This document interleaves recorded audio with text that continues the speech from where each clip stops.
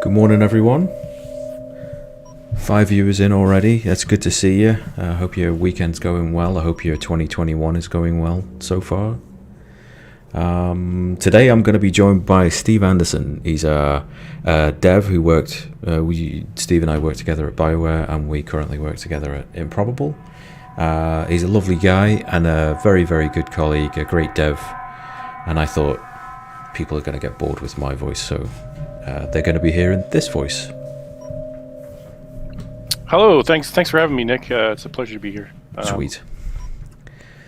No, it's all good. All good. So people can get a bit of a fresh perspective. And at the same time, I know when I've done these things for MD in the past, people have got quite a lot of game dev related questions, and just hearing my responses is only one side of the story, and Steve can throw a spanner in the works.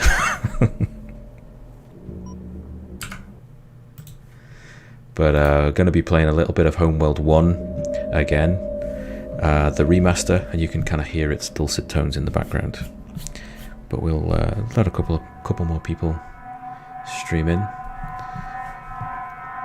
Dennis the Menace, am I too high? Am I too high? Are you too high?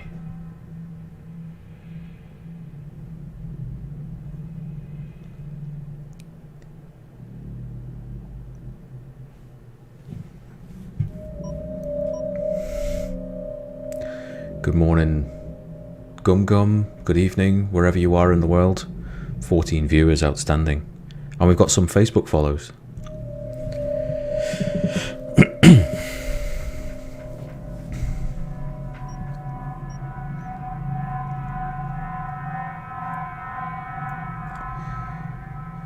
Gone one. So, yeah, there are a couple of things in the pipe. MD's kind of getting back into it. You might have seen my tweet earlier in the week that she's recording again, doing some video work. Honestly, given the events of the last month, it's brilliant to see, really reassuring, and she tells me that she's getting back into it, like a duck back into water, which is, for me, a relief. But for those of you who are kind of joining the stream this morning expecting to see MD, I've been doing this for a little bit. And as long as... sorry, I'm getting Dennis the Menace. Am I too high? I am not MD. She's taken a little bit of a hiatus from streaming. As your 2490 has said, she did need to take a well-earned break, and a well-deserved break. And I'm keeping the channel ticking over with some games that she tends not to play. But with me today, as I said earlier, we've done our introductions for a smaller group. Steve Anderson, a great colleague of mine from BioWare days. We worked on Mass Effect Andromeda together, we worked on Anthem a little bit together, and we're working on exciting new things at Improbable together. So you'll hear Steve's voice every so often, and Steve, please feel free to jump in whenever you like. Hello, everyone. Yeah, thanks again, Nick. It's great to be here, and I too am excited to hear MD's getting back into things soon. So. Yeah, man. Yeah, it's good news. Good news all around. So just to give everybody a little bit of background, we're both game developers. We've been working in AAA for crumbs. I think we've been working together in AAA for about 4 years now. I had the pleasure of welcoming Steve into the industry in 2016, I think it was. Yeah, 2016. Yeah, and that was a bit of a baptism of fire, straight onto Mass Effect Andromeda. And I've been in the industry for 17 and a half years now, working at Sony for about 9, then BioWare for about 6.5. And as I say, we're both working on exciting new projects at Improbable Worlds Limited. So Steve, you can talk about your particular passions in the industry. Sure. I guess I can give a bit of a Siskel and Ebert version of my life, because it's kind of a weird one. I grew up in Australia. When I left high school, I went and did 2 years with the Royal Australian Air Force doing a Bachelor of Technology. I then moved to Canada and worked in forestry. I then did 10 years in mining in Alberta, driving the biggest trucks in the world. That got pretty boring. So after 10 years of that, I went back to school to do what I probably should have done the first time around, but there was no school for it. So I did a game design degree, or a game design diploma at NATE, and got a job at Bioware. And yeah, like Nick said, right into the frying pan. Andromeda was a project that kind of showed me lots of different things and lots of ends of the spectrum. So I feel like it was a rough entry, but also a really enlightening one that got me ready for game dev, which is challenging and exciting and terrifying all at the same time. And that's the high that I continue to chase. Excellent. Well, you heard it from the horse's mouth, everybody. Game dev does give you a high.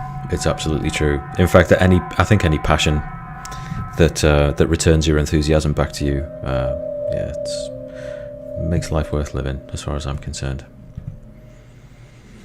Outstanding. So we're just going to have a little bit of a chat. 24 people. Outstanding. Thank you for joining us this morning. Well, this morning, Canadian Mountain Time.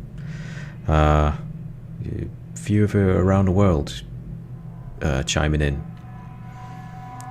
But yeah, we'll get into some Homeworld. I'm wondering, how familiar are people with the game Homeworld? Because when it came out in, I guess, 98, 99, it was, to my eyes, incredibly fresh. The world was full of first-person shooters and RPGs and, I guess, point-and-click adventures still. Half-Life had just come out. Quake 2 had just come out.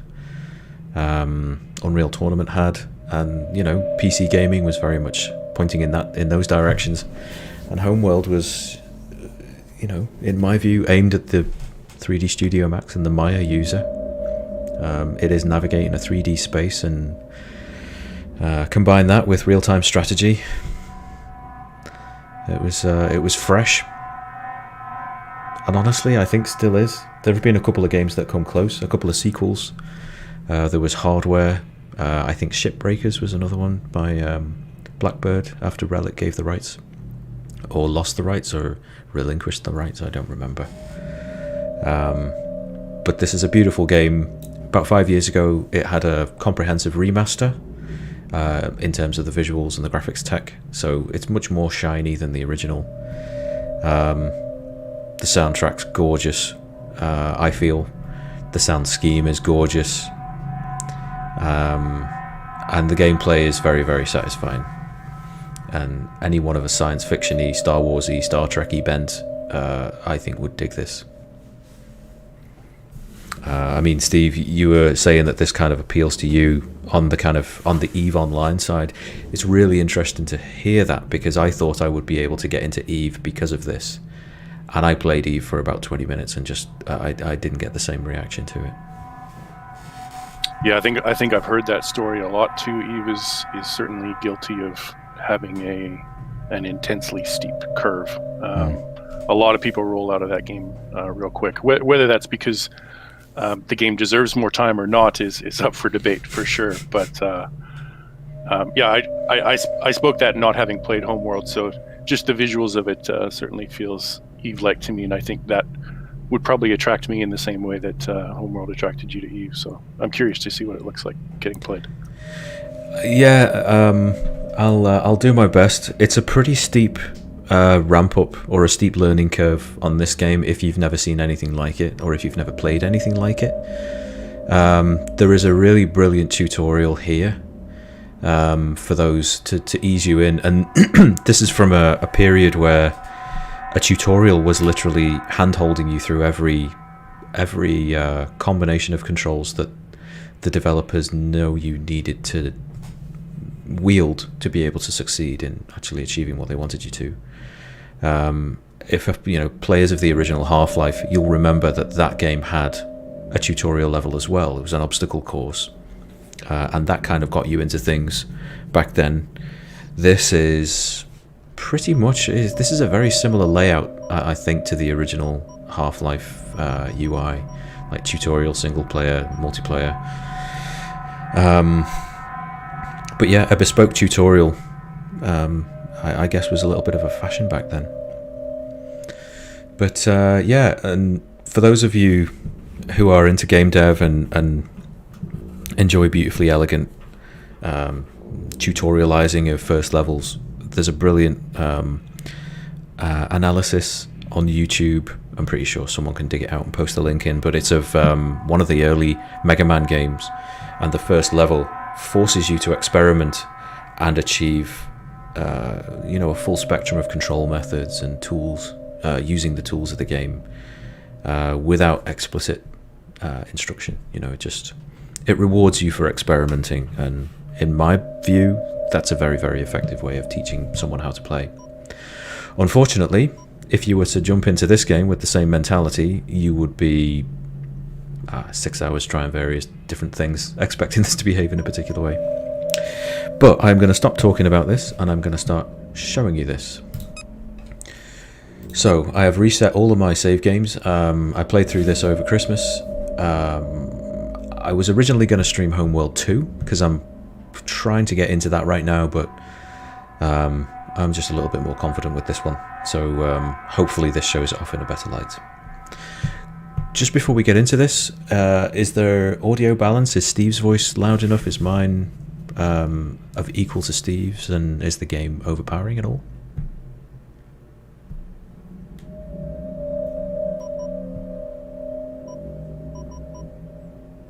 Gum. Thank you for the feedback. Excellent. All right, so let's get in.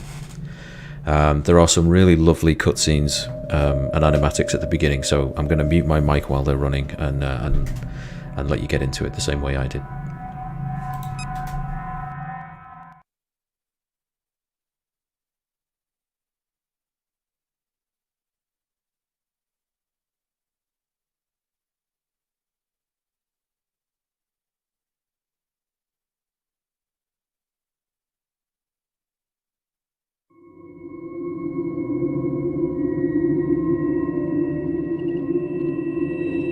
Years ago, a satellite detected an object under the sands of the Great Desert. An expedition was sent.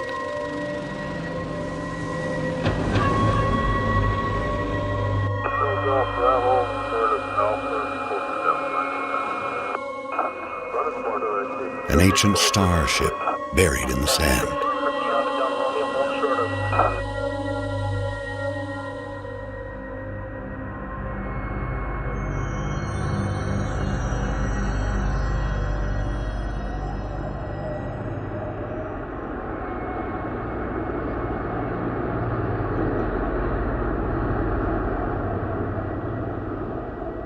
Deep inside the ruin was a single stone that would change the course of our history forever. On the stone was etched a galactic map and a single word more ancient than the clans themselves. Higara, our home.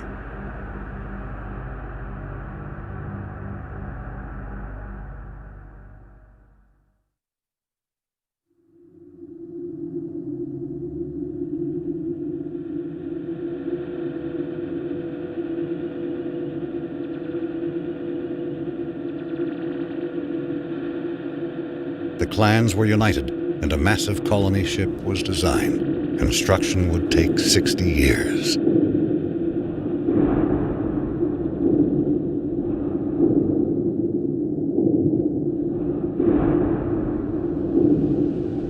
It would demand new technologies, new industries, and new sacrifices.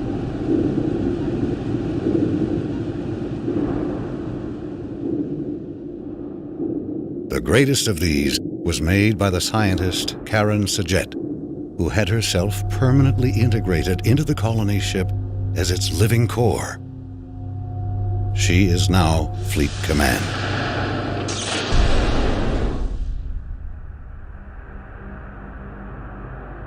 The promise of the Guide Stone united the entire population.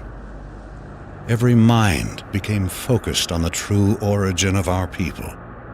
Every effort on the construction of the ship that would seek it out among the stars.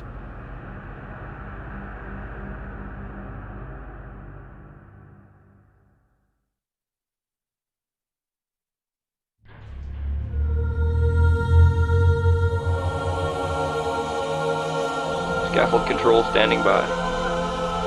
All stations green. You're cleared to approach. You got it. Bays 8, 9, and 10 sealed. Scaffold decks A, B, C secure. Decks D and E secure. Scaffold secure. All systems green. Release crew standing by. What a beautiful sight.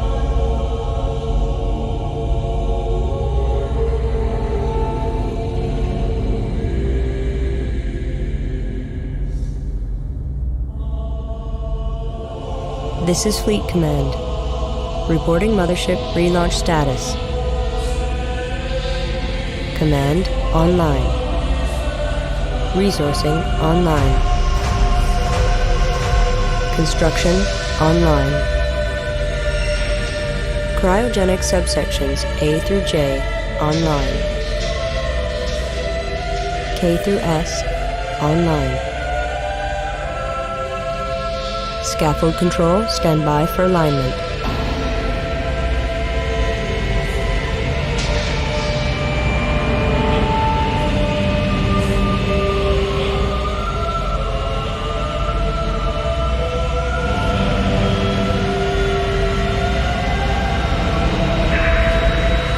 Alignment confirmed.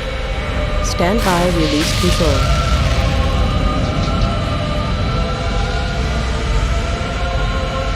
All caliper banks released.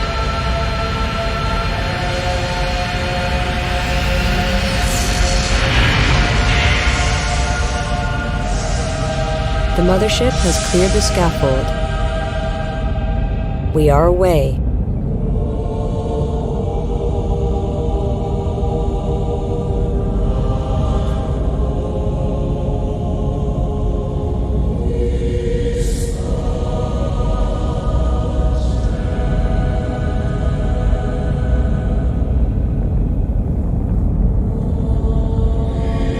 Stand by for command line testing.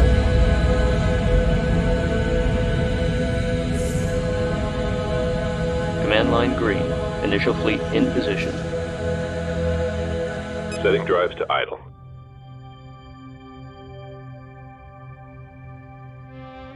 Fleet intelligence going online. Our task is to analyze all sensor data and generate mission objectives. Before the hyperdrive test, several trials must be completed. Test construction by building the primary research ship. Test resource processing by harvesting the asteroids provided nearby. Hyperspace module charging. 35% capacity and rising. The mothership will be ready for the hyperdrive test in 10 minutes. Awesome. So, one of the best intros there is. Stand by to begin combat trials. First, we will be monitoring formation performance. Target drones have been provided here. Assign a formation to your fighters and destroy the drones. So I'm going to do my best to not talk over in-game VO, just so that you can get a good clear picture of what's being said and why it's being said, but this is a tutorial level on top of the tutorial itself, so this does assume that you've done the basic tutorialized playthrough, so you know how to navigate the space. Mouse wheel zooms in and out, right click tumbles, left click selects with a marquee or with individual clicks, so Roger. you can tell your ships to do individual things. Roger. So what did it say? I've got to build research. So here's your build menu. You've got all kinds of different fighter classes and ship classes. Fighter, corvette, you'll have frigate, capital, resource, and non-combat. So resource, you get to build resource collectors. Non-combat is where our research ship is. So Construction underway. let's get building that. Resource units are always shown at the top, and we're going to get pretty thin on the ground. So Confirmed. H tells my harvesters to go and Collection harvest. confirmed. They will automatically go to the closest ones, and if you've got them selected, they will show you exactly where they're going with that little yellow highlight. If you've got harvester selected and you highlight or roll over any of the resources, whether it's an asteroid, a ship part, or a gas cloud, it will tell you the total RUs of that collection as well as the individual rocks RUs. everything in this universe is built out of just built out of resource units. So, research ship's nearly built. It's going to tell me that I have researcher available now, and I'm going to send these to go and hunt some Foundry, this is Floor. How far away? drones. So, New research available. Research ship complete. fighter chassis. Okay, so these are scouts. The primary And they're research generally ship rubbish. has been constructed. The research division is online. Begin fighter chassis research immediately. So specifically, fighter chassis research costs you 200 and you've only got 150 left. So you are forced to go harvesting. Down at the bottom, if you select a single ship out of your fleet, it will tell you the green arrow, which is the direction speed, the red, the crosshair, which is the impact its weaponry has, and then the shield is its armor, and everything else has comparative. So Mothership has an armor of 210,000, moving speed of not a lot, defensive capabilities of not a lot. So Ready. straight away, Resources. Research paused. insufficient resources. So soon my harvesters are going to come back.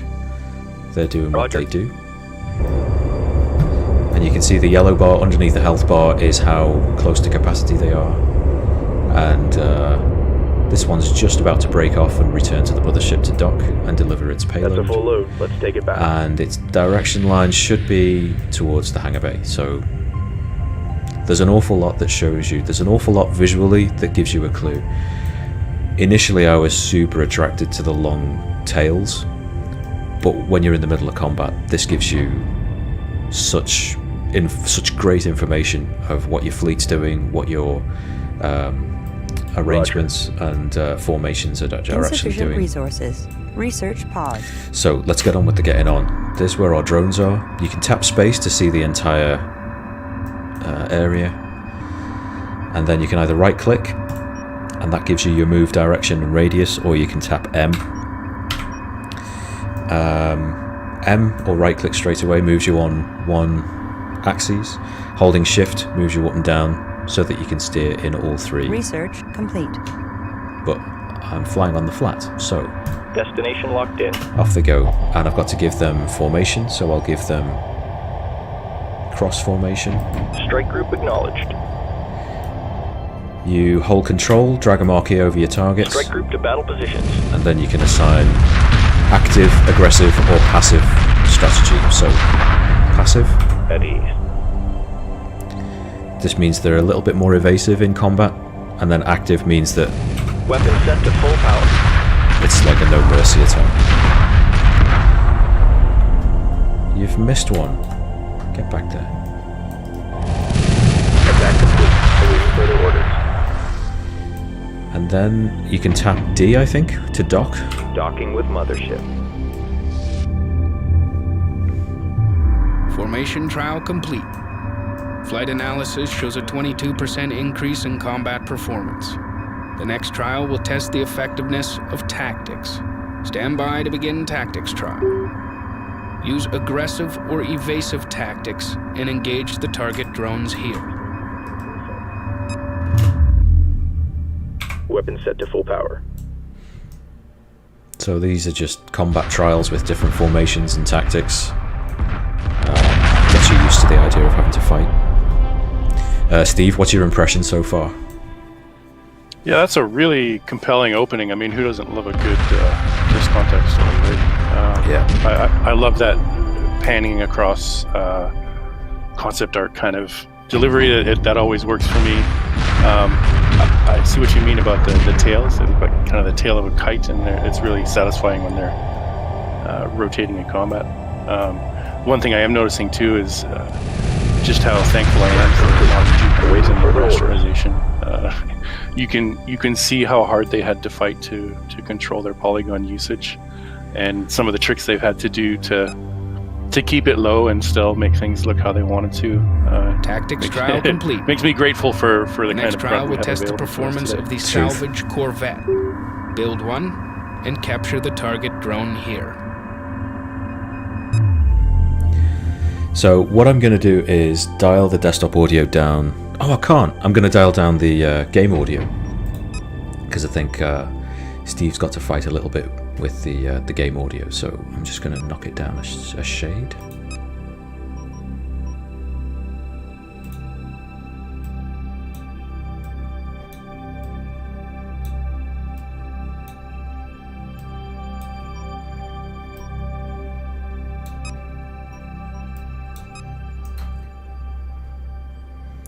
Awesome. So yeah, Steve, it's interesting that you were talking about concept art at the beginning, and polycount. Ready. This is the remaster, so there is a huge amount more polygons in the in all of the models compared to the original. This is really decadent by comparison. Yeah, That's amazing. yeah, it's phenomenal how few triangles, because this is the 2015 remaster, and the original game came out in 1998, so, or 99, I forget which. Someone in the chat can correct me. But yeah, so the triangles available here are very decadent by comparison. Another feature that was lost, I think, in the remaster, or maybe it's still there and I'm completely unaware, is the ability to not only change which mothership you start the game with, but the color scheme. So this is the iconic mothership from Homeworld, but in the original game you could choose what fleet you were. You could choose whether you were Kushan, which is this, or the Taidan, which is what turns out to be your enemy. So you could choose one of the other Homeworld fleets and the other would be the enemy. But you could also choose the colour scheme, and I think the black and white concept art intro never ever snapped you out of the immersion of having an element of customization for your experience. So let's say this was the mothership you chose, but it was a red and green colour scheme. A completely colour neutral intro, not showing you anything, it would never clash with the choices that you made. So I think it was very smart. And you'll find all of the cutscenes throughout the game are all in black and white and they're all 2D animated. So it deepens immersion. And, you know, just a very savvy design decision, I feel. I'm missing something. What was I supposed... Oh, salvage Corvette. Assembly underway. 27 people staying with Steve and I this afternoon. Where are we up to? 10:30 Mountain Time. It's good to have everybody here. And for those that are concerned that they've maybe done too many mushrooms last night, I'm not MD. I'm MD's lesser half, keeping her channels ticking over while she's taking a break. And with me this morning is Steve Anderson, great colleague of mine for the last 5 years at BioWare, and now currently we both work at Improbable in Edmonton. So yeah, this is Steve Anderson, everybody. Confirmed. Good morning. Thanks, everybody. Happy to be here.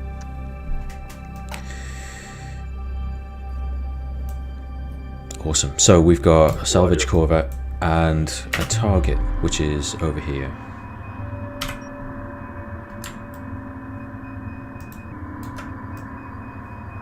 And that's on the flat too, so nothing to worry about. En route. So one of the things you can also do is guard, as with most RTSs. You select the ships you want to do the guarding, hold G, click your target, and they will form a formation around the target ship. Ready.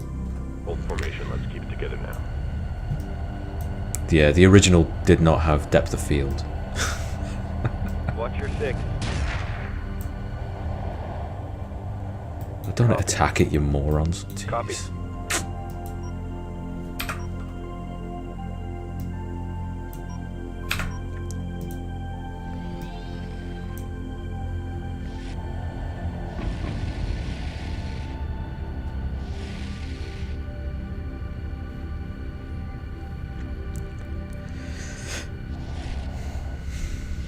Let's read some of the chat. 30 people. Welcome everybody, and thanks for sticking with us this morning. Looks like we've exhausted all of our resource. One of the things that I'm going to do at this point is not something that the game recommends, but I'm going to do anyway. Standing by. I'm going to take this little fighter fleet of scouts. I'm going to retire them, get some money back, and I'm going to build some more advanced stuff. So the interceptor Stand by for a hyperdrive test. costs a little more, Internal pressure doors will be but sealed in 2 minutes. Abort systems standing by. let's retire them Hyperspace module and build fully an charged. interceptor fleet. I'm ready to initiate quantum wave generation on your mark. Good luck, everyone. All sections have reported in. We are clear to Got proceed. the big brain plays Trigger there. the hyperspace Is drive this, at your discretion. does the game generally stick to sort of a Interceptor similar to a complete. StarCraft RTS story campaign, or is there a sandbox area, or is there a multiplayer area, or is it just the campaign? Everything and all that you've just mentioned. So what I'll be doing today, and maybe for another stream in the future, will be the main campaign. So this is a linear beginning to end story where you start at this planet, Interceptor complete. and it takes you through the galactic core, where the map points you to Interceptor complete. the location of the Homeworld, and then there's all kinds of different varied missions, different things you've got to do, some absolute lectures in level design for those of you who are kind of dev curious. Interceptor complete. It's still tight as a drum, and a brilliant example of what you can do with a particular playstyle in terms of level design. You mentioned StarCraft. It's probably got an awful lot in common, but it's, I don't think as elaborate. There's player versus CPU, where you can play skirmishes, basically one-on-one, like bot match. There is online multiplayer, where you can play versus somebody else, and basically what that will be is you'll start on one end of the map, and there'll be a mothership, a token fleet, a load of asteroids, and some harvesters, and you get to spend and invest a little bit of time building your fleet up. And then absolutely opposite, on the other side of the map, will be your online opponent. So you can have 1v1, yeah, that's it. You each have time to build your fleets up, and then someone makes the first move. I even think there is a design skirmish, or at least there was a mission maker in the original release, but I didn't notice in the start menu whether they've actually got it. But yeah, it's I think it's a wonderful game.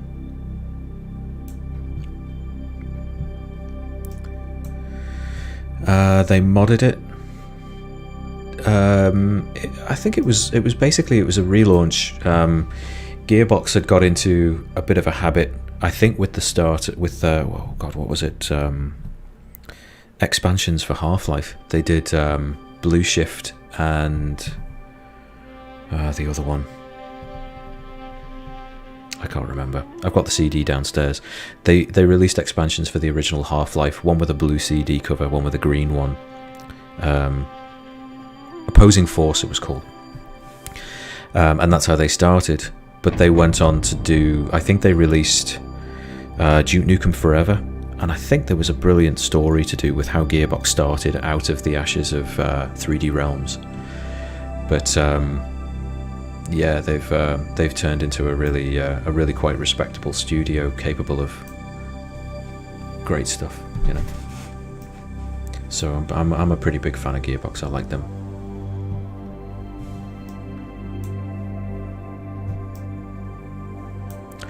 $29 people. Thank you everybody for joining us this morning. These are the jokes. At ease. So, a little bit of an annoying carryover from Homeworld 1 is, yes, it's got Quick Dock, but no, it doesn't have harvest remaining resources. So if you're on a map which is huge and resources are distributed all over the place, you will have to wait hours. And that's not great. If you want to kind of mine absolutely everything that's available to you, this is a very time-consuming game. In Homeworld 2, it does have harvest remaining and Quick Dock, which is nice. Yeah, so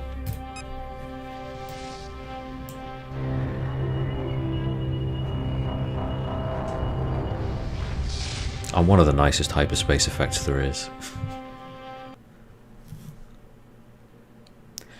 And that's your map. That red line will show you your progress.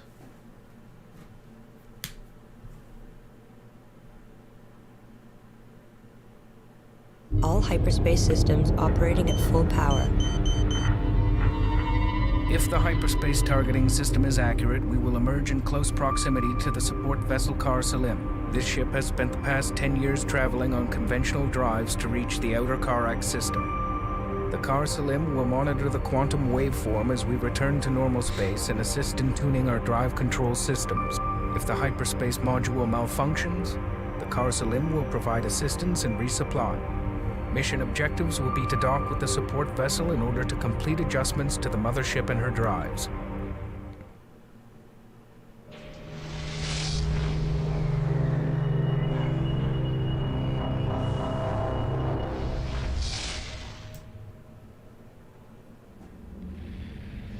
New research available. We made it. Hyperspace jump complete. All systems nominal, and the quantum wave effect has dissipated. We have misjumped. The support ship is not here. Fleet Command will signal the Car Salim while we confirm our current position. This is the mothership calling support vessel Car Salim. Come in, please. We've misjumped and are requesting your beacon. This is the mothership calling support vessel Car Salim. Please respond. Roger. Collection confirmed. Priority alert. We have picked up the Car Salim's automated beacon. Send a probe to make contact and re-establish communications.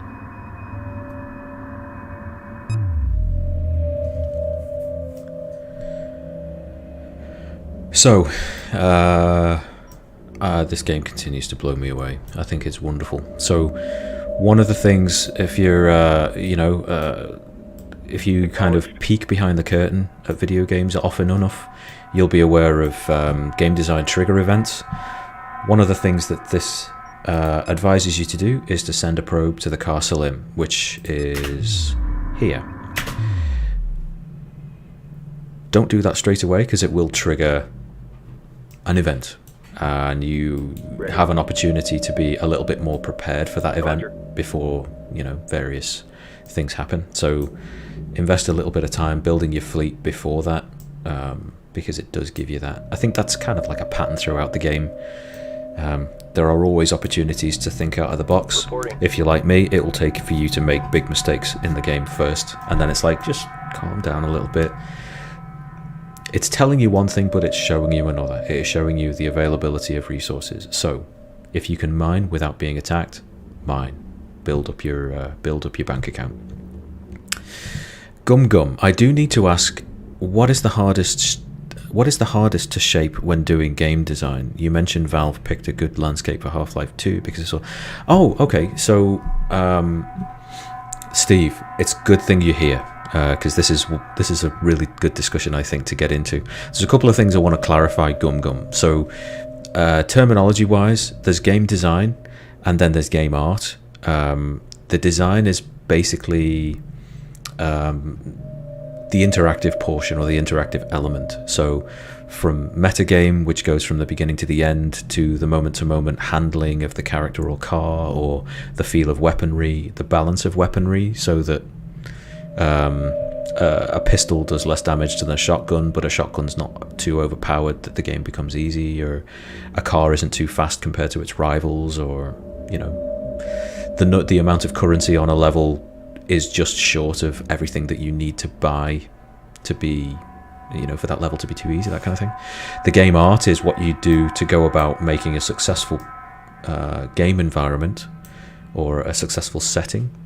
The environment, the characters, the visual effects, the weaponry, the cars, whatever. Get it to run in the frame, get it to run in the frame in cooperation with the design, the music, everything else.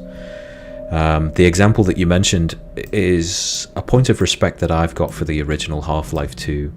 I'm a big fan of it anyway, but I got into that as I was coming up through my first years of the industry, and the genius of the art direction there really spoke to me and to Valve's mission. I think they knew years ahead of the event that they wanted to ship a service with it. So you couldn't play Half-Life unless you were on Steam. is exhausted, fleet. Moving on. So they needed a winner, but in order for it to be a winner, you had to run that game, or had to be able to run that game on something which was minimum spec, but at the same time it had to scale really high to be able to show off brand new state-of-the-art hardware and stuff. So I think the direction of it and the lore of that first game gave them really, really good rationale. And that was, you know, you need to invest as few triangles as possible, but still communicate the visual style adequately. So I think it was a piece of genius that they moved the setting from, I think it was Arizona in the first game, to Eastern Europe in the second, because all of the architecture was very, very blocky. They set it during autumn winter, so the trees were not very lush. It was very flat landscape. There was no direct sunlight, I don't think, so shadow casting was limited to interiors, and it was diffused exterior. So you had a game that in its rawest form would run well on lesser hardware, but in its final form would be something that owners of mega hardware could really be proud of and show off. So if that's kind of what you were aiming for in terms of architecting an art style, I think in Steve Anderson you've got a really, really rich counsel, because he's performance guy. Yeah, I would say if I was to pick a shape that would be my worst enemy, I would have to go with a torus. But in something that is a little bit more game used than a torus, I would definitely say the hardest thing to work with that I've found on the performance side would certainly be a pipe. So anything circular is going to cost you more. Everything in game art you have to think of almost like you're drawing it with dots. So if you draw a square with dots, that's real easy. You only need 4. But how many dots do you need to make a circle? When does a circle become a circle? When is it okay to call it a circle and not a hexagon? So your fidelity is directly related to how much you spend on it. So anything circular is going to hurt you, but it gets even more complex when the circle is also hollow. So a pipe that the player can go into is bad. Worst case, yeah. Yeah, because then you not only do you have to worry about rendering it, but you have to worry about the collision. So you can't just use a capsule to make your pipe. You have to let the player go inside. So now you have to do the walls of the pipe. So you have to create an interior space using circles with the collision as well. So yeah, anything where you have pipes that the player can go into, or heaven forbid a torus, that starts to get pretty pricey. Yeah, it's interesting. My first job at BioWare was doing the cave tunnel tile sets, and there are a couple of ways to approach it. One of them is crashing rocks together and building tunnels out of rocks, but of course I decided to do geometry tubes, which is exactly what Steve's describing. And at the same time as doing this, having to ship on 5 platforms, including 360 and PS3, you've really got to make sure that it's not just the artwork that you're considering, but to Steve's point, it's the collision too. So Confirmed. yeah, it's the deeper down that game dev art authoring rabbit hole you go, the more problems you find, and the more difficult those problems are to solve.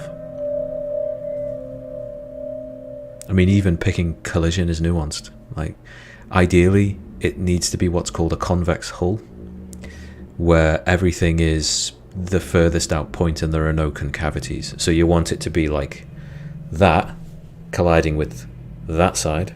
You don't want it to be concave. You don't want it to be connecting or colliding with this side, because the shortest point there is that. It's not this. This means that you've got to have collision round the back pointing in, and that's really super expensive. So if you've got someone who is really on the ball and aware of the business of putting artwork for 3D games together, you have an art direction which is absolutely sympathetic to the business of making a game and not just something that is pretty, in my opinion. I'm one very much for the path of least resistance to the best result. and I think that there is a healthy amount of creative impingement necessary in actually, pragmatically achieving a game dev target.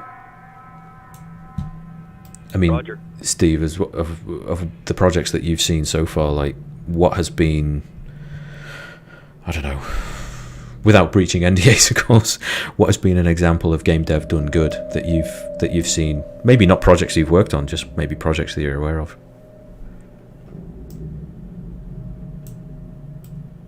Acknowledged. Ooh, that's kind of putting me on the spot a little bit too, because my job is to kind of find the things that we can improve. So sometimes I think that's definitely part of being QA and performance focused, is you often find yourself looking for what is wrong. So sometimes, and this is something that I struggle with at work, is making sure that I'm not always the bearer of bad news. So anyone who's looking to get into QA out there, I would give this advice too, is make sure that you don't only become that. Make sure that you don't, put those goggles on and just look for what's broken and what's wrong. You have to find what's right too. So there's definitely been instances at BioWare on, I would say on Anthem, there was some good examples of where we had to struggle and fight against that pipe idea, where the javelins could fly through sort of a quick teleporter that shot you through a pipe. So we had an interior there that we had issues with as far as how expensive the collision is. But I've also seen some really, really clever stuff done where we knew areas that didn't require super complex collision. So we would take entire areas of cliffs and remove their complex collision and replace them with spheres and capsules. So when you see it in the engine, it's quite hilarious to see the collision results, because it looks like a bubble world, but there are resources in your budget where you most need it, and where you don't, you're saving as much as you can. So yeah, I mean, it's hard to point to singular things that are good and bad, because I think it's all, that's the fight of optimizing a game for launch, is looking for those high nails, I guess. Where can you save the most for the least amount of effort, and bang those nails down. Mm-hmm.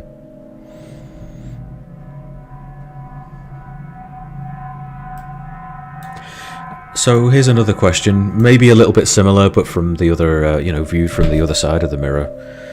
What would you say, in the last couple of years, has been the game where you have recognized really smart development, or you've been able to respect a game for its Roger. process, its result, or you've even seen stuff that you know you would be looking for in the result that a dev team has catered for, that you haven't worked on, that you've been a consumer of?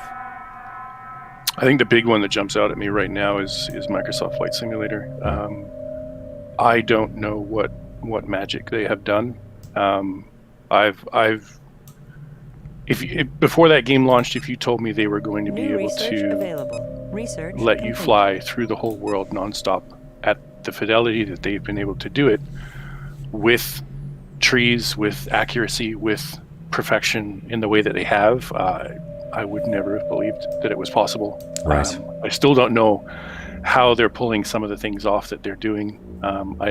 I think they are relying on something that we in the industry are going to rely on more and more, and that is streaming content to the player.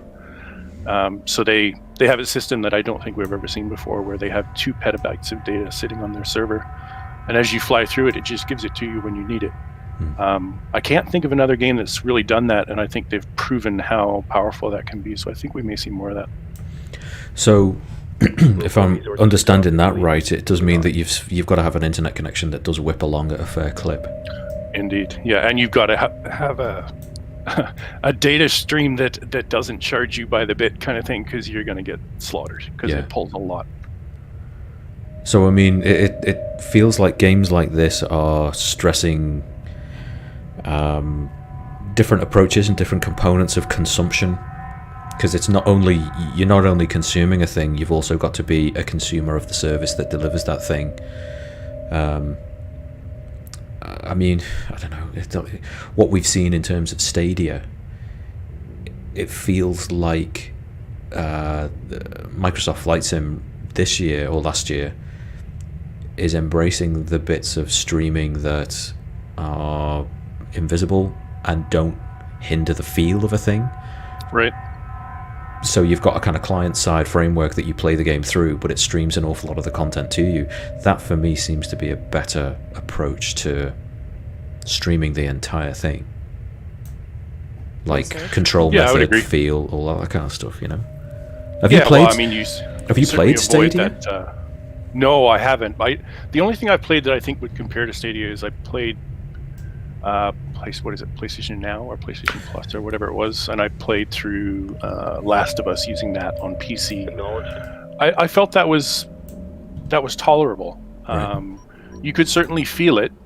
It wasn't seamless, and you could feel that input lag. But in a game like that, it was tolerable. If combat was challenging, like maybe if I played it on ultra hard mode or something, it probably would have been a problem. Or if it's a game where that twitch feel is important, like a first person shooter, it might have been problematic. And I'm assuming that Stadia probably has some of those same challenges. Right. But I think you're right. Like Microsoft Flight Simulator is taking the great of streaming content to you that your system can't possibly store or process without making the whole thing have to go through the pipe. Right. And I think it's important to say too, pay for it. Right. Yeah, quite right. You buy Microsoft Flight Simulator and that's it. You can do it as much as you like. You can fly around the world 1,000 times and they don't charge you more for that. There's something to be said for that. I think players probably appreciate that. Does it have a DLC or add-on marketplace? Do you pay for extra planes, or do you unlock them through gameplay? Right. Yeah, super healthy marketplace. If they're going to go and do what they've done in the past, it'll probably be like a 10-year platform. Roger. And they will continue to release. They've already released maybe a dozen different landscape packs and new planes, and then the public is starting to get involved, where lots of smaller content development studios are starting to create planes that they get approved and listed on the marketplace in the game. So user-generated content is going to be a big thing for them going forward. Right. Heavy Corvette complete. Do you think there's also room for them to keep updating the stuff, the data that they stream, like with the quality of maps and the quality of resources exhausted? I don't know, all of that, the petabytes of content, I suppose. Yeah, that's a good question. Can they? Because when you fly over Edmonton, which you do constantly. yeah. So the stadium isn't built yet. Right. So there was clearly a point. 5-6-year-old data. Right. So at some point in their development cycle, they had a drop dead date where they said, "We're doing a pull, and this is what we're going to launch with." And it totally makes sense. They can't. They had to have an AI system build all of the buildings and all these things that had to happen. So they couldn't just take the newest, right before launch and say, "Here, it's good." They had to build the whole world. So at some point they would have had to take a pull and run with that. That being said, it seems like I would assume that they were probably planning ahead, considering how long this title's going to last, and I'm sure they've. At least I hope they've built a pipeline where they're going to be able to update that later on. That would be my thought is, a year from now they release an Edmonton brand new pack for $9.99, and confirmed. They'll have my money. So that would be how I would have built it. Sweet.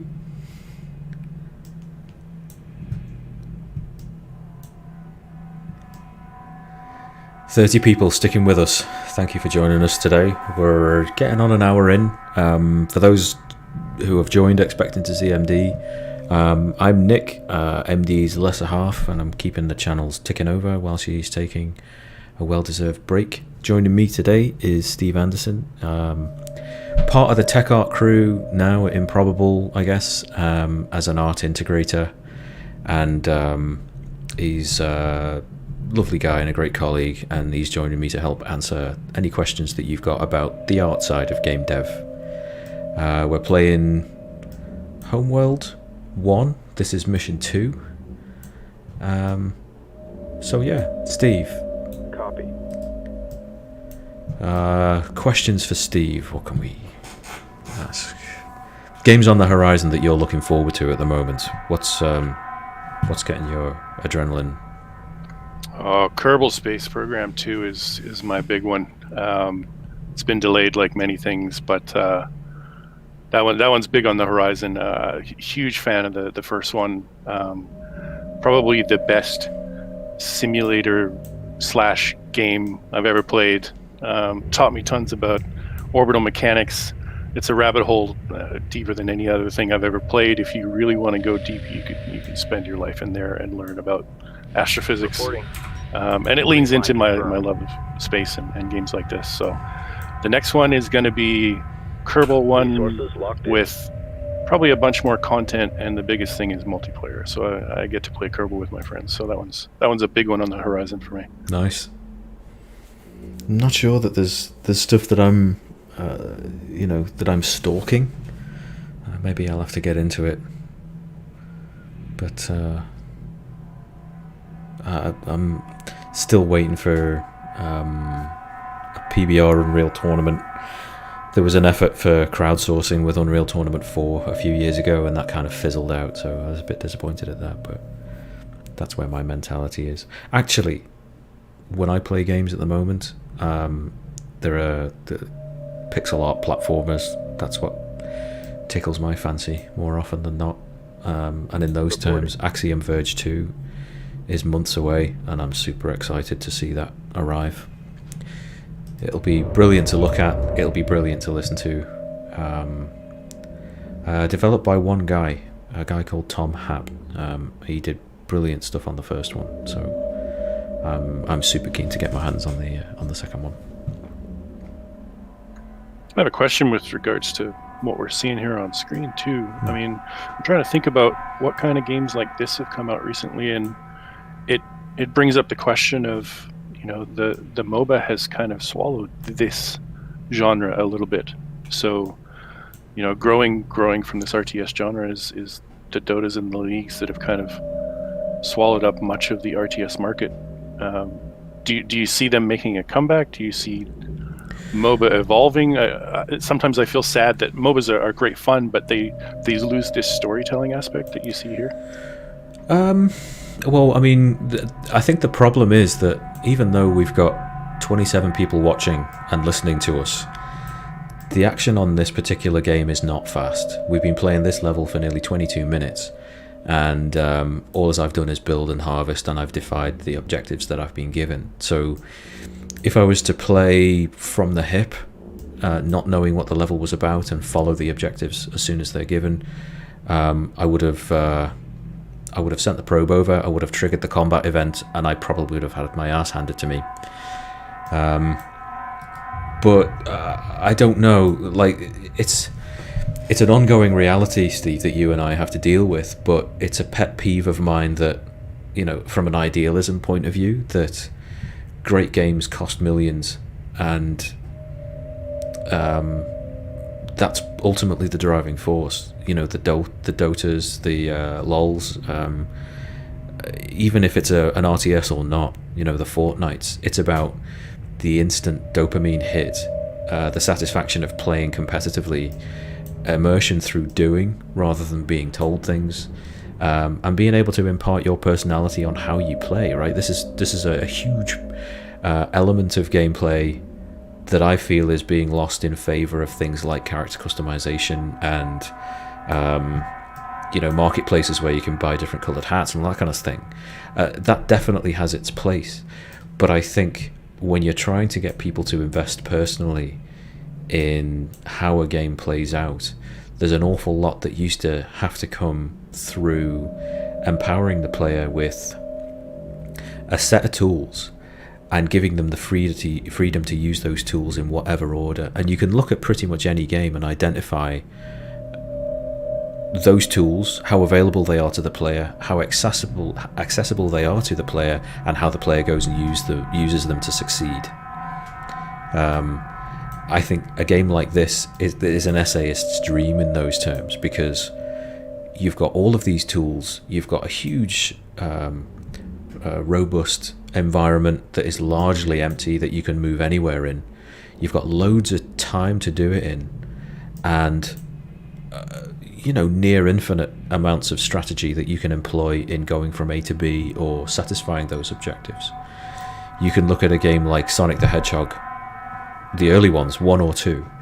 You've got huge levels that if you wanted to explore you could, and you could pick your own route through, and every route that you pick in Sonic leads to either death or the end.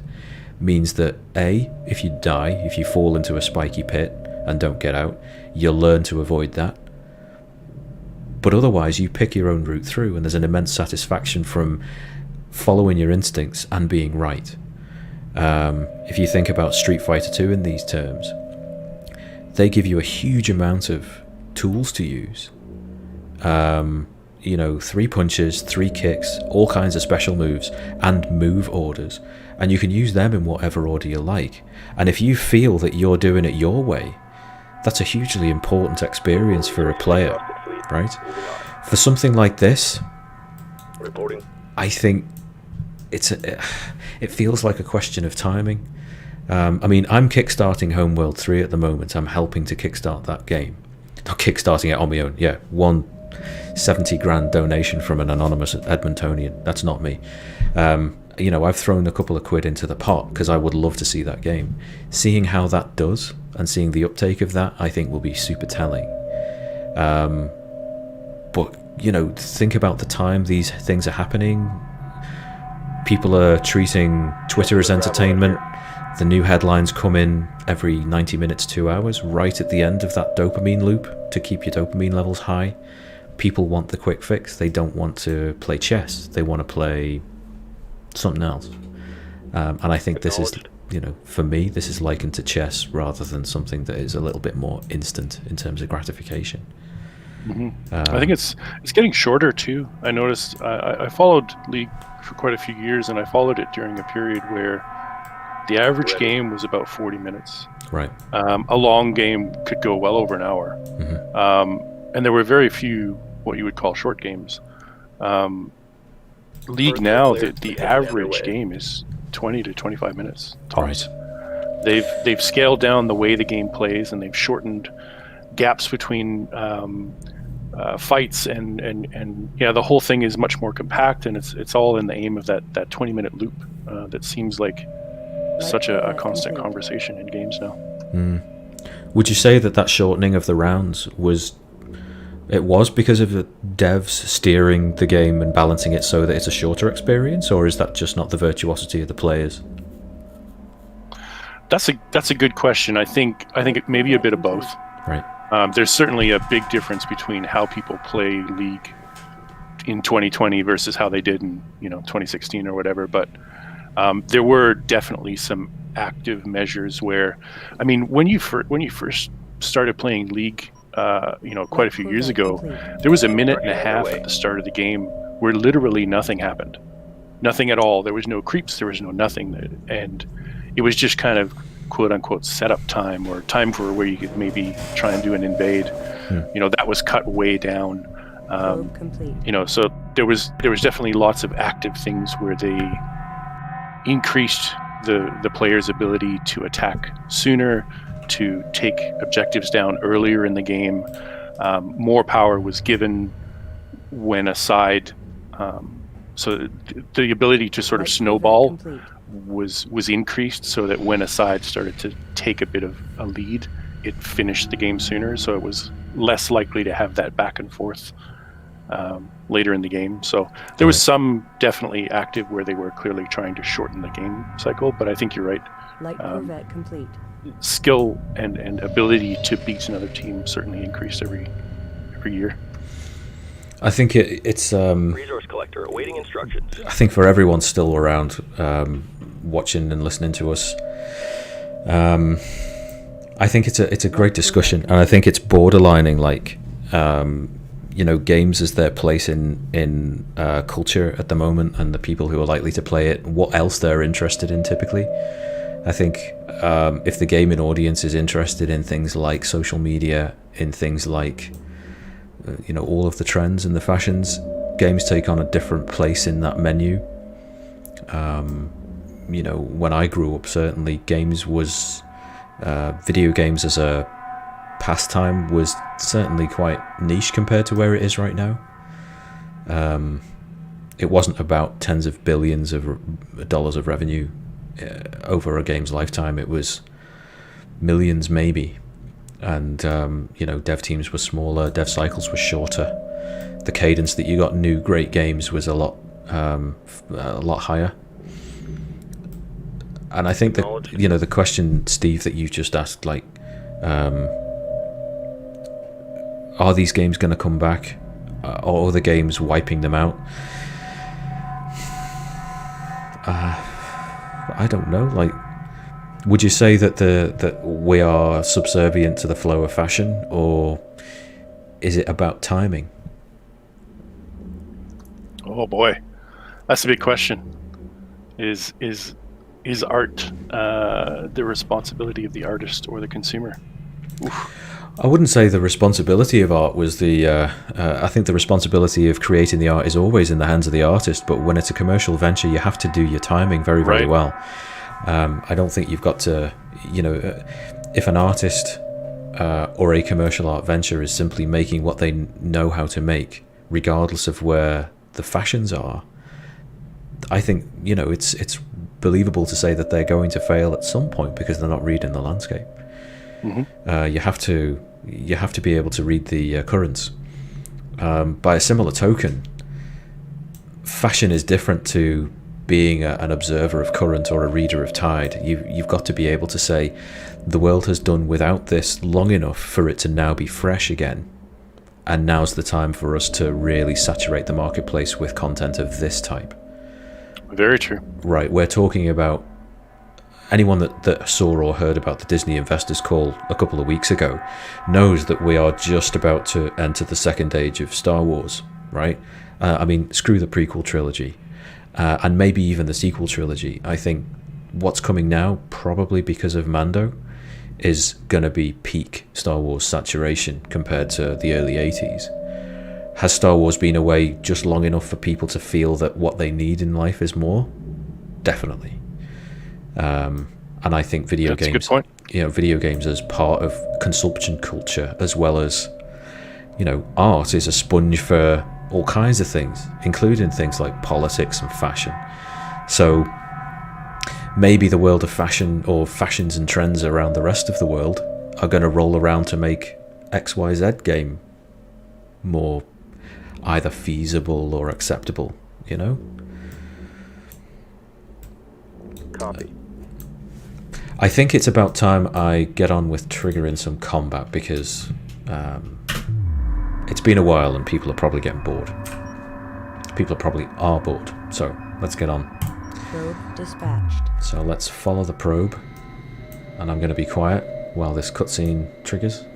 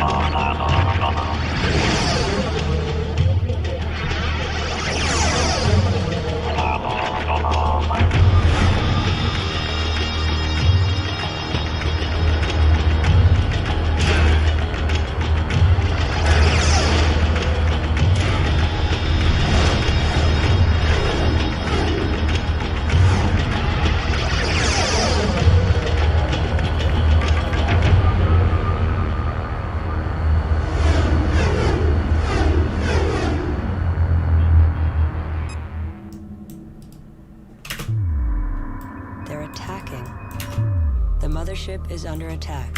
Engage incoming units. The mothership must be defended. Moving to intercept. Okay, so let us be a little bit more sensible about things.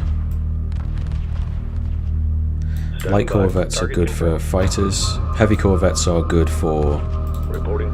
frigates and other corvettes, but we've got to keep things moving. Attack vector laid in.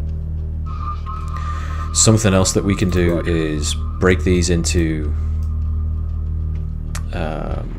All right, let's heat it up. different groups, so we can nominate Group 1 designated. Group 1, Heavy Corvette, Ready. Group 2, Group 2 Light designated. Corvette, We've got enemy contact.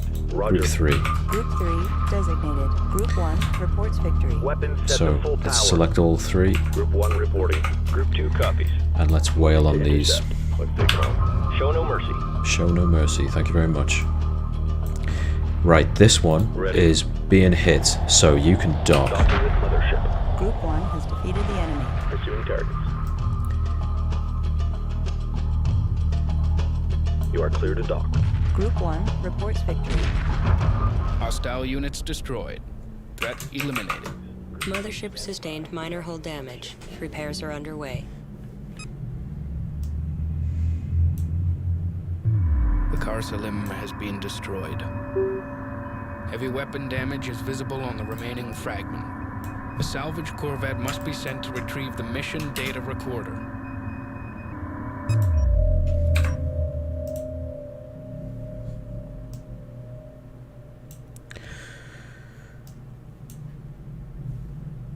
"35 minutes prep for 20 seconds combat." Standing by. Is that well balanced, Steve? I don't know. I am gaming it a little bit. I think that's a really good question, and it kind of speaks to our point earlier of, are they thinking about the audience that they're playing for? Now, when this came out, Roger. probably.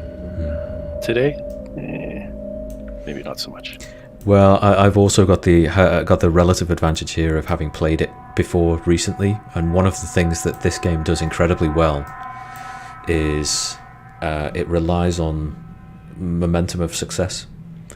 So what I'm thinking of with that first level, retiring my scouts and building a fleet of interceptors, and I'll even likely retire the interceptors so that I can have light and heavy corvettes, is because I know on level 3 I've got to assault a couple of frigates straight away and protect some fairly valuable elements. So Confirmed. building this fleet up to dismiss a handful of enemy vessels, it kind of betrays the motivation. I'm thinking a couple of levels ahead because I know that there's trouble coming. But if I was to get straight into combat, if I came into this level... Additional hostile units detected on an intercept course with the Carsalim. There you go. Protection of the salvage team is a primary objective. It must return to the mothership with the mission recorder. We need that data. Roger. Come on, get a wriggle on.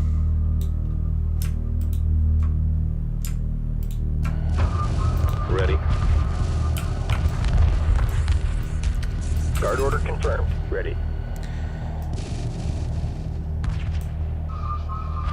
This is going to be close because I missed some controls. Come on, Copy. you know you want to. Acknowledged. So interceptors are quicker than corvettes, so hopefully these interceptors can kind of defend a bit better. Copy. This is feeling very Battlestar Standing by. Galactica right now. It's great.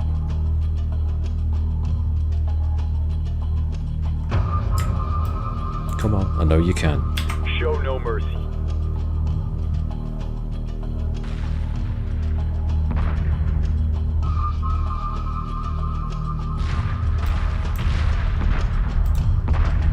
Oh no, they destroyed the salvage corvette.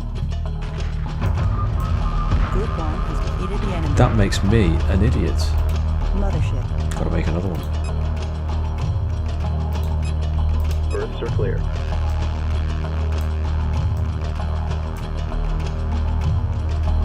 Full formation. Let's So you can all dock. confirm. Docking with mothership.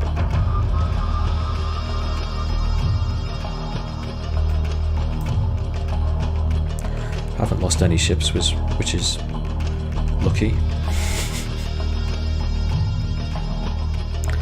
Would you say you have strong opinions on either Source or SFM?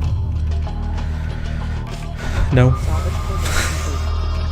Ask me 16 years ago, ahead of Half-Life 2, when I was looking at all of the tech demos. Yeah, I would say it was the best engine that was probably ever going to be developed, but I don't know, 2 years of working pretty closely with Unreal Engine. Unreal Engine's pretty amazing. I like it a lot.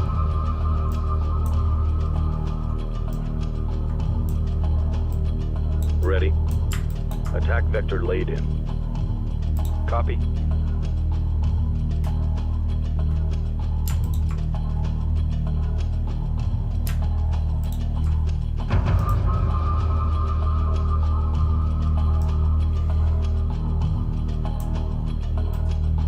Standing by.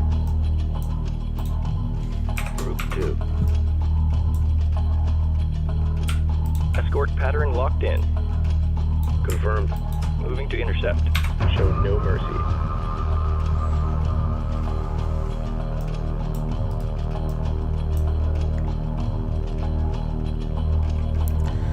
So yeah, the what we were talking about briefly just a minute ago is it's one of the things that's on my mind, particularly in games as a medium, which is what fashions do we have to watch out for?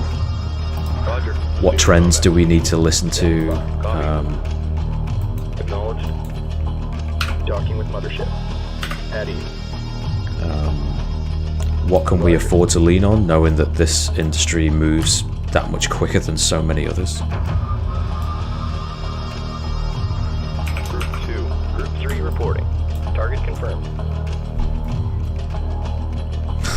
A wild gamer MD83 appears, and she's super effective. Group 2 reports victory. It's an enemy carrier.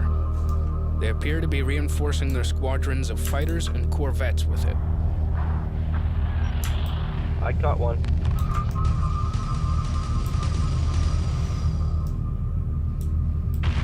Standing by. Attack coordinates locked in. Group 3 reports victory. Target confirmed. Confirmed.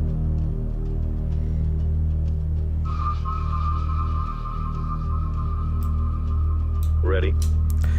Is this stupid? Ready. Docking with mothership. Attacking a carrier with corvettes? Probably stupid.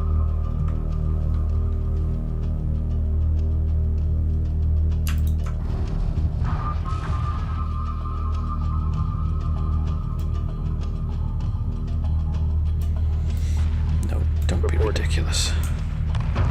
Guard order confirmed. Group 3 reports enemy contact. Group 2 reports enemy contact. Group 3 under attack. Group 2 under attack.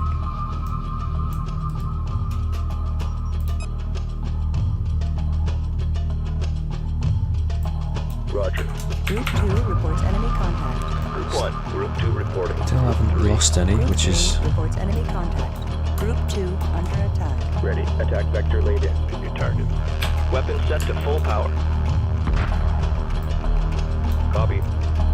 Standing by. Docking with mothership.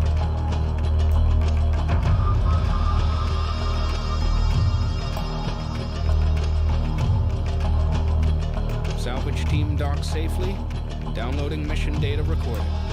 Replaying last entry.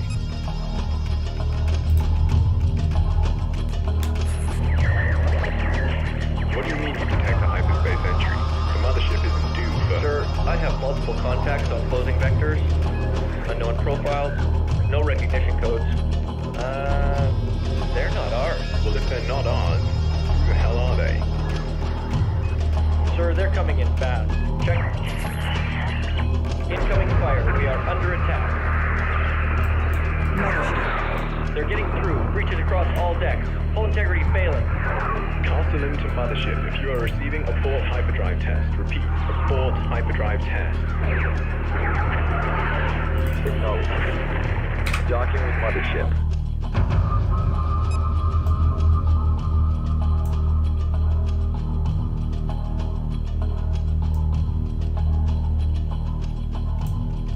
Standing by.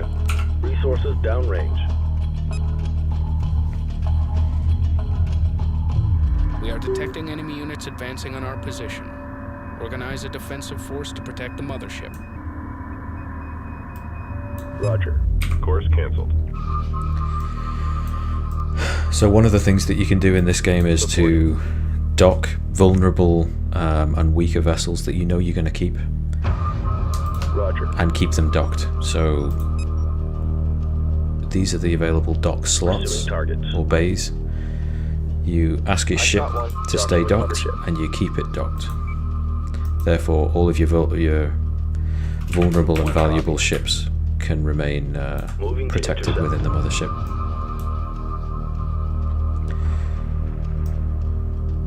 We've got enemy contact. Stand down, we're on hold. Moving to intercept. The research ship can't be docked, which is a pain in the neck.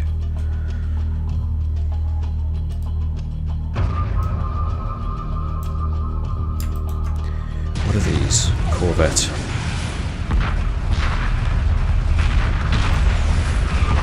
Group 1, report victory. Attack coordinates locked in.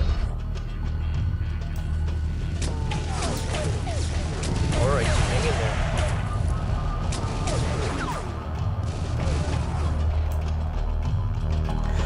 So for those of you interested in science fiction illustration, I think Homeworld does take a couple of leaves out of Chris Foss's illustrations. Copy. Very, very, I think, original concepts for Dune. Steve, you're a big Dune fan. Do you remember that kind of thing? I think Jodorowsky's Dune was full of this kind of illustrative style. Units are inferior to ours. To protect against penetration of the current Jodorowsky's. system. Yeah. Destroy the attacking force completely. How we wish. Yeah, it was exactly that kind of aesthetic.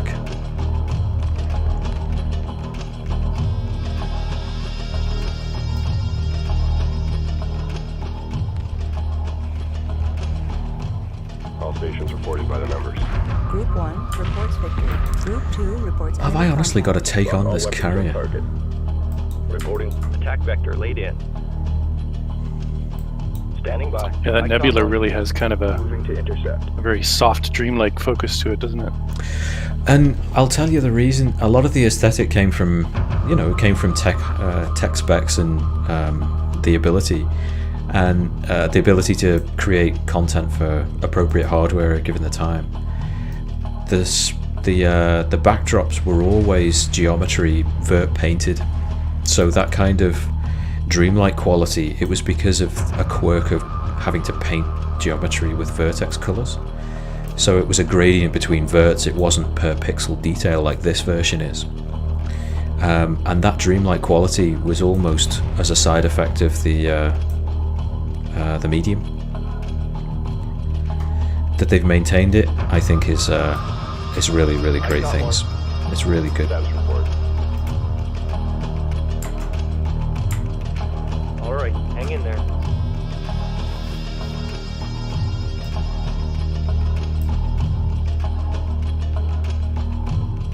We've got a situation here. Mothership. Attack vector laid in. Roger. Talking about trends and fashions, I do wish that there was a way that, I don't know, data-driven or whether it's instinctive or what have you, whether there was a way for us to kind of read that fashion landscape and know what the next big trend was going to be. Oh, we would be very rich if we could do that. I think it's possible. I think it's definitely doable. One of the things that I think we tend not to pay too much attention to is what's happening in the rest of the world. And I don't really care for the scattergun approach. Arbitrarily aiming for fresh, you are either going to wander into the crosshairs of another company doing exactly the same thing, or Resource you're going to get it wrong. Reporting enemy contact. Yeah, I wonder what the next big thing's going to be. Like I say, art and media always absorbs current events and politics. Best example I can think of right now is Star Trek 6. the undiscovered country, and the main thread of that was overmining meant the Klingon Empire polluted the Homeworld's atmosphere, and it was directly influenced by Chernobyl and the Americans versus the Russians in the Cold War. And, you know, various things happened directly as a result of that. Moving to intercept. And art records it in all kinds of different ways. It's one of the things that Star Trek has always done beautifully, and in my view has been lost a little bit recently. I wonder what games are going to be shaped by, you know, given current events and political movements and all kind of thing. Reporting. Yeah, absolutely. I think it's part of the job of art to be the mirror, to reflect what the consumers are consuming in other places, for sure. And I think there's something to be said for like this slightly older message of, you know, say Chernobyl. You wouldn't say that that's current, but it's such a strong part of Mothership. Modern history that, you know, the moment you start to present that story, you can almost guarantee that every one of your watchers knows exactly what you're referring to and what you're talking about, and they've had thoughts and experiences about that can directly apply, and immediately they're engaged because it's something they recognize and have experienced to some extent in their past. You are not wrong. And I think subtext there is the power of living memory. Indeed. We are rapidly running out of World War II survivors, and with, you know, to go off on a touch of a tangent, the rise of right-wing politics in Europe and the last remnants of living memory of the Second World War. I hope that, you know, I hope things go better than I fear. Yeah, it's hard not to see that parallel, hey? I agree. But it also allows people into the temptation of rewriting history to suit their own commercial ends, like games and modern art and classical art. Most artists had patrons, and patrons would control what they wanted to see and how they wanted themselves recorded. You know, I think this is something that I got into in university, which was, what is the impulse behind,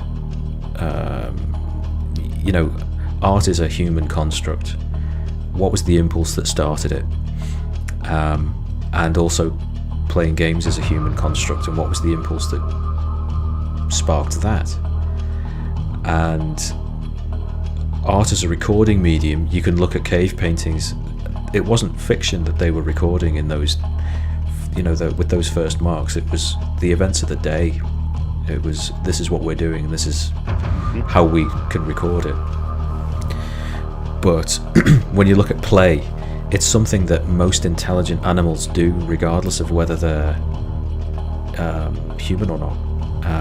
The young of most mammals will play, and then it allows you to define play as learning survival skills in a safe environment, right? And most games do. Hide and seek is the finest example of that. At ease. Absolutely.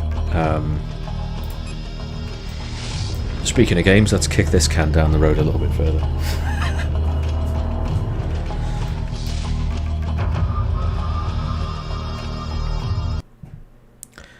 Gum Gum is writing all kinds of questions that we really have to answer, because they're really good. When making characters, is it all about standing out as a character, or wondering how they'll appear in the long run? For example, Valve has many remembered characters, even if they are secondary. It's a really fascinating question. Analysis of wreckage reveals the hostile units are using strike craft ranging from fighters to combat corvettes. All pilots will be briefed in case hostiles have penetrated farther into the Karak system. On our return to Karak, the final outfit of the mothership must be accelerated in order to defend against possible future attacks. Many major mothership systems are still incomplete. We will notify Karak's missile defense system of this possible threat. The mothership will then dock with the scaffold for repairs. Stand by for hyperspace exit to Karak.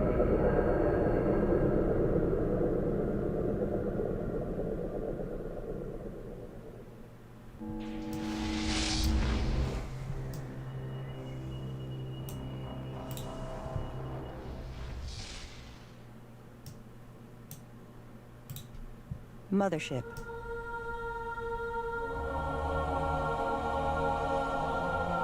No one's left. Everything's gone. Karak is burning. Karak is being consumed by a firestorm. The scaffold has been destroyed.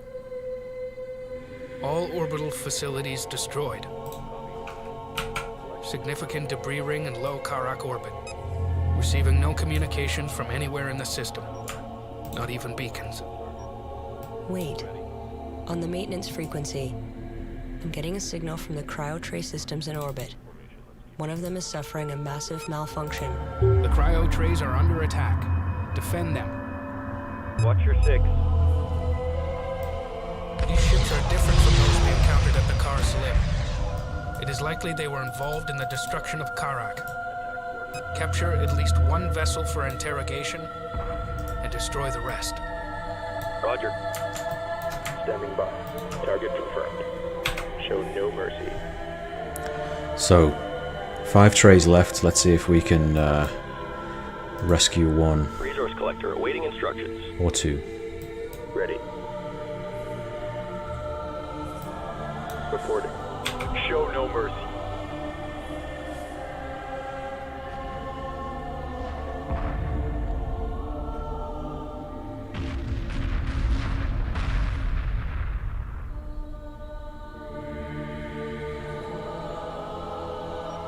Strike group confirmed.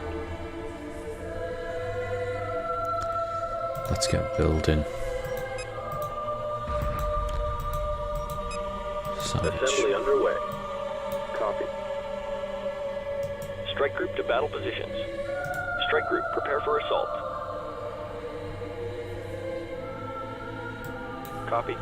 Collection confirmed.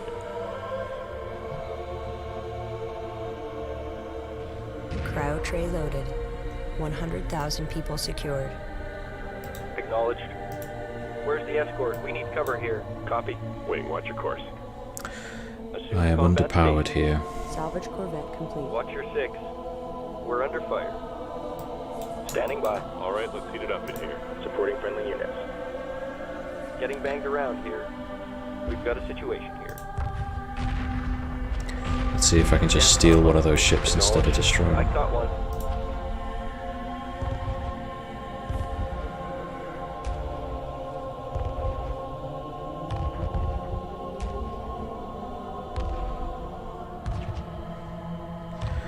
Yeah, 4 corvettes against a frigate is not going to work.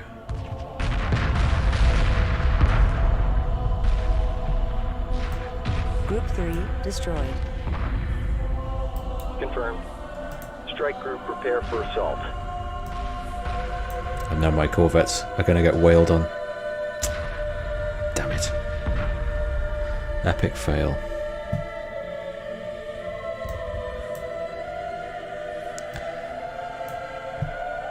You see, I got out of the last level too quick. Group 2 defeated. Let us start that again.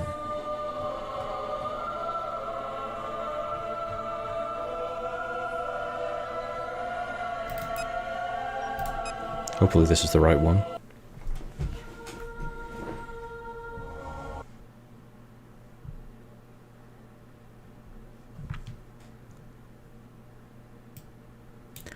So 1 hour and 36 left. Gone. Wait. On the maintenance frequency, I'm getting a signal from the cryo tray systems in orbit. One of them is suffering a massive malfunction. The cryo trays are under attack. Defend them. Collection confirmed. Resource operation reporting enemy contact. Ships are different from those we encountered at the Kar Slim. It is likely they were involved in the destruction of Karak. Capture at least one vessel for interrogation and destroy the rest. Getting banged around here. At ease. Hit your targets. Stay calm. Salvage corvette complete. Roger that trailer, I see him. Construction underway. Berths are clear. Construction underway. Roger.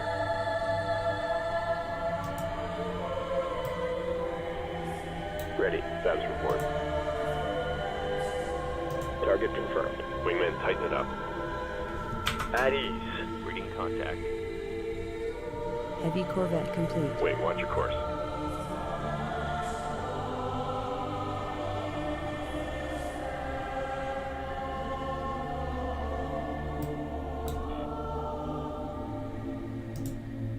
Pick your targets. Damcon level 2. Resource operation reporting enemy contact. Heavy corvette complete. Group 2 reports victory. Group 3 reports enemy contact. Roger. I caught one. Light fire confirmed.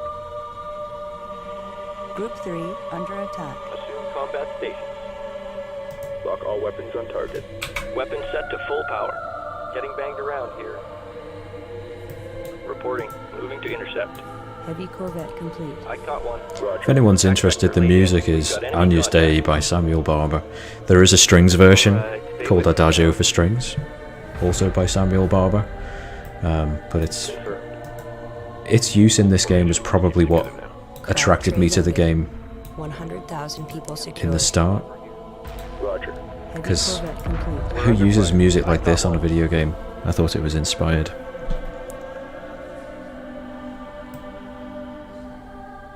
Reporting. Assembly underway. Local resources exhausted, fleet. Moving on. Withdraw attack and deploy a salvage team. We need that ship. Docking with mothership. Wait, watch your course.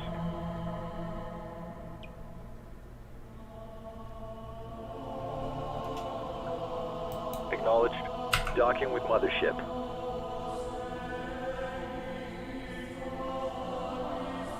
Salvage corvette complete. Heavy corvette complete. Reporting. Docking signal green.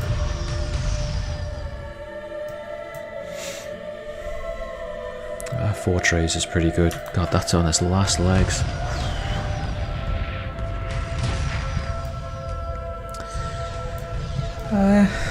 I guess. I suppose at this time, to use a piece of classical music like this, I suppose it's not exactly common. I don't know, that kind of out of the box thinking,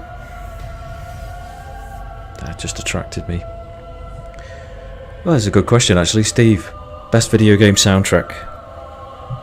A nice, easy, gentle question. Oh boy.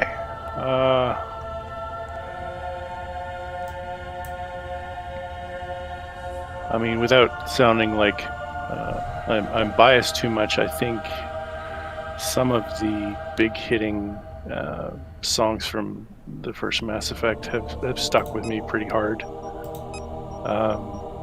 You know, just the little twinkling song that plays when you're in the map in Mass is will forever, you know, conjure great memories. So I think those are some of the strongest for me.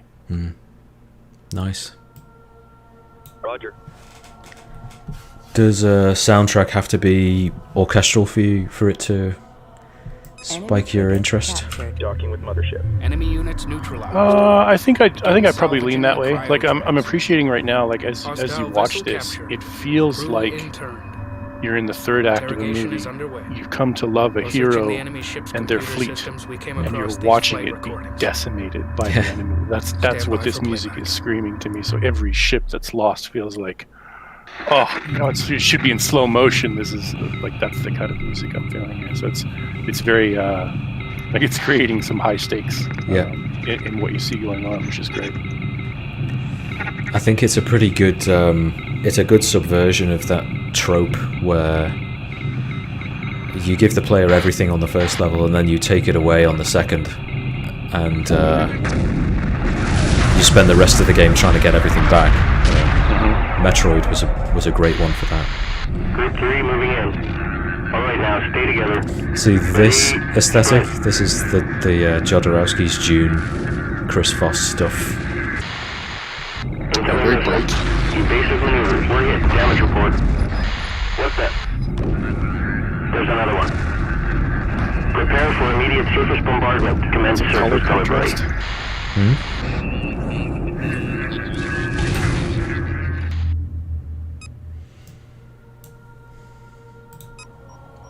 So yeah, in the original game you got to pick,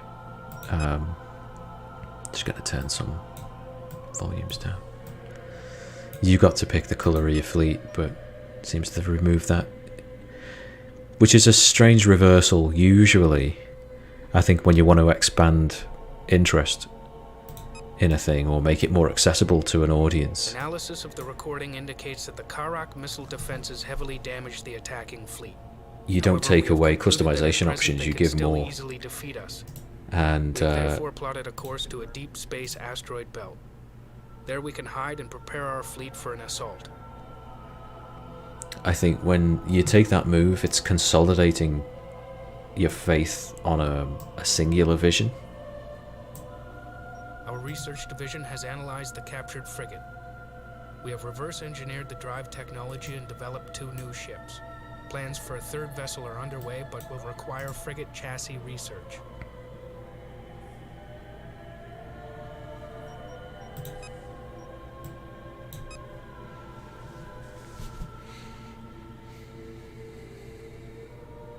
What would you say is your favourite video game Foley? Steve, help. I have one for that actually. So there was a mod for Quake 2 called Action Quake 2. In my opinion, and in many people's opinion who played it, it is the grandfather of Call of Duty. And it kind of lent into some of the accidental brilliance of the Quake 2 engine with strafe jumping and things like that. So it was a kind of a John Woo-esque mod of Quake 2 where you used modern weapons, and they had a sound that played in that mod when you got a headshot that is the most visceral cracking skull sound I have ever heard in my life, and it will stick with me forever because you could hear it from across the map if you got a headshot.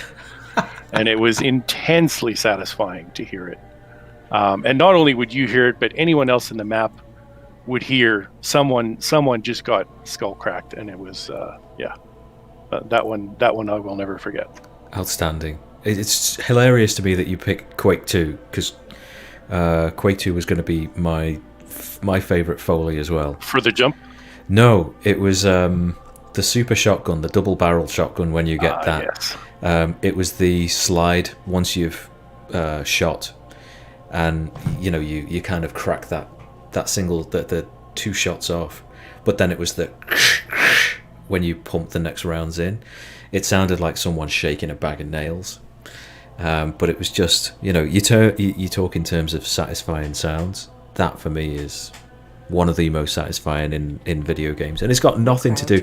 It's basically a tiny cutscene that plays when you shoot somebody, right? Yeah, I adore that. A close second has to be the purr of a head crab from Half-Life.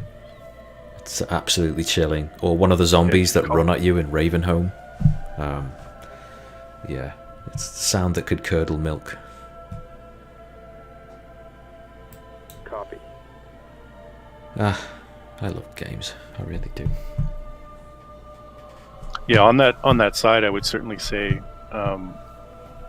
one of the things that I've noticed becoming a game dev that I never realized before that, and probably one of the greatest joys, is when you play a game for quite literally thousands of hours before audio has done very much, and then you start to see audio come in and get their hands in the pool and shake it up and start to create the soundscape of your game. There is really nothing that's going to describe how intensely the experience changes when audio starts to get involved.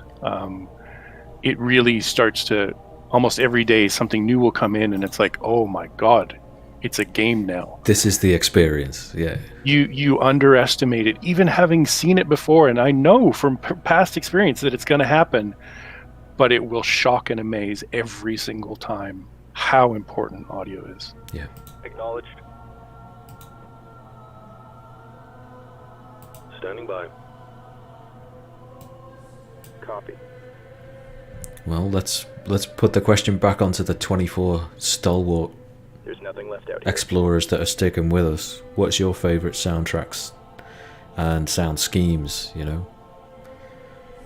What has been the music in a video game that has most stimulated you to either get into playing or keep playing?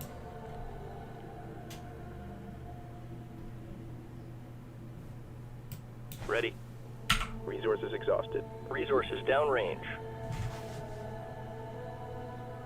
Construction underway. Assembly underway. Berths are clear.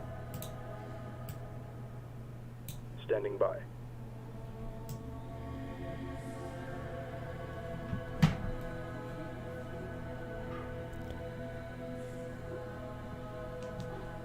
Light Corvette complete. So there you have it. While you were off doing hyperspace tests and doing science, someone's destroyed your planet. That sets the tone of the game and sets your imperatives pretty clearly. Light Corvette complete. What would you say is the hardest to do, blood splatter or death animations? I ask because most devs I hear say making blood realistic is hard to do.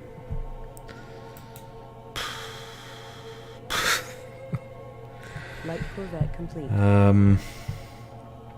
Of the blood effects that I've done, I've tried to make them believable.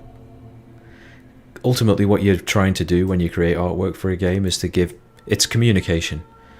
You've got to give people visual information such that they can understand and dismiss a thing instantly, right? You've got to take it from the bit of your brain that deals with recognizing and identifying and shift it into the bit of your brain that deals with storage and recall.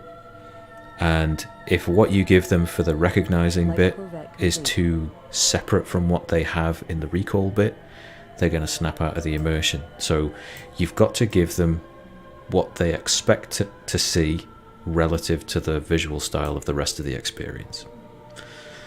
Now, my penchant over the last 10 years has been for fairly realistic visuals. And when you chase that rabbit hole, you can go down all kinds of different holes, mostly towards is very realistic the best thing that you can do? Because there's all kinds of split ideals there. If you've got something stylized, such as, I guess Fortnite is a popular example recently,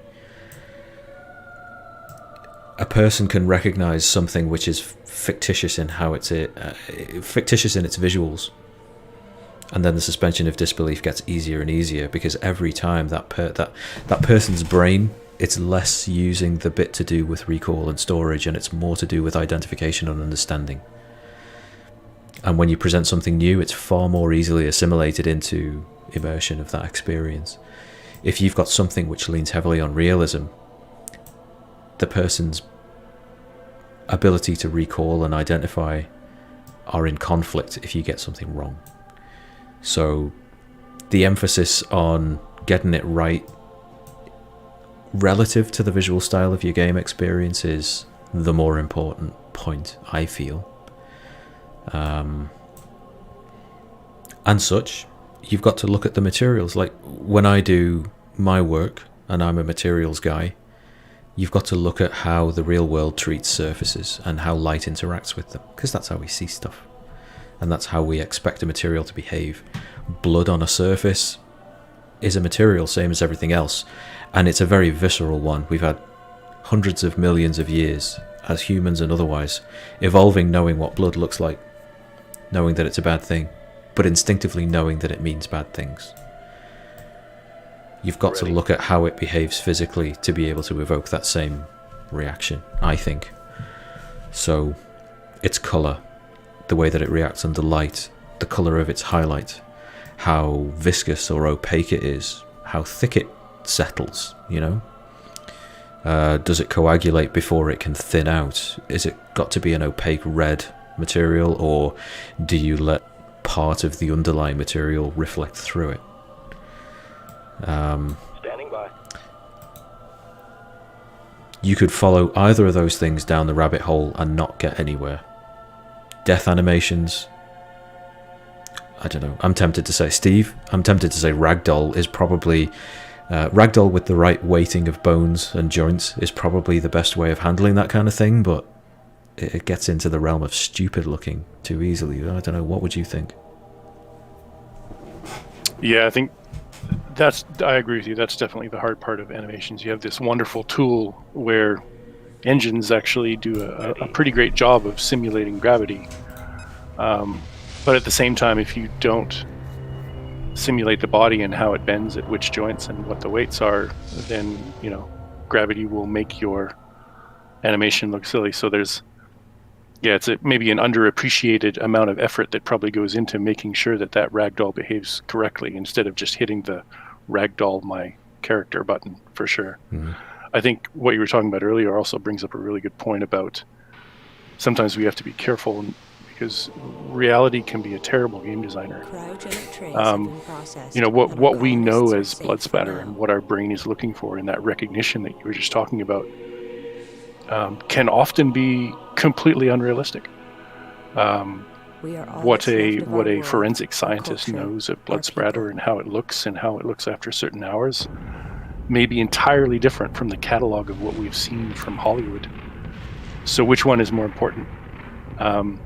How realistic does our memories show blood, and do you aim for what the person is trying to recall, or do you aim for what is forensically accurate? So there's sometimes a bit of a knife edge there, as far as sometimes realism doesn't necessarily do the job quite as well as that aesthetic choice that we've been presented over the years from media as well. I think that becomes the salient point. Like, ask anyone. If you go back 200 years, and culture is much more familiar with death, right? Medical measures, at least in the West, are far less accessible, and death is everywhere. And honestly, it's a bigger part of culture, whether it's in literature, in popular media. It's games as their part in culture, and how you choose what there is to do. There's also how you bend the visuals to other things, like controllers are available for construction. The pursuit of realism in your entertainment art forms. It takes for granted a couple of things. It takes for granted that yes, you have to sell it, yes, you have to have an audience to buy it, and ratings are very, very important when you're structuring that kind of visual. If you have characters bleed, they've got to bleed the right colour and the right amount under the right circumstances for your rating. Collection confirmed. And countries and cultures are never fully aligned on what appropriate is. Like, making games for the Japanese market, you can't have beheadings in a video game and expect the same treatment of ratings in Japan. Until a couple of years ago, I think in the German market, you had to tint all of the blood in your game green because it was unacceptable. I remember Unreal Tournament in the German release had green blood for everybody, not just the robots, and that can shape your entire art style. If you've got lots of if you're a German games developer, you're making a game solely for the German market, you might structure it so that all of your characters are droids, and under their circumstances you don't have to have blood. You can sidestep that whole rating thing and maybe even broaden your audience by diminishing the rating. So it depends what kind of research and what criteria you are adamant that you can stay subservient to, and I think subservient is the right word. It plays into a suspicion that I've got also about commercial art, having come up through art school and graphic design and those kind of industrial briefings. You've got time, you've got money, and you've got quality, and they're the three criteria. You've got to make something high quality, on budget and on time, for a client or an audience. And that puts you subservient to three components that you've got to be, equally mindful of. Those kind of questions, realistic blood spatter, it's not just the technical execution of it, because there are enough difficulties with that. You've then got to tune it to what you expect to see, and what you can sustain in your product. If it's a PG-13, it might be that you have blood that features very prominently under very certain circumstances that is acceptable for that rating. It might be that you just remove blood from the entire piece. Confirmed. But yeah, this is a really good discussion. Thanks for spiking it, Gum. And Steve, thanks for being here to kind of to offer your feelings and your perspective on things, because no doubt people are getting bored with mine on my own.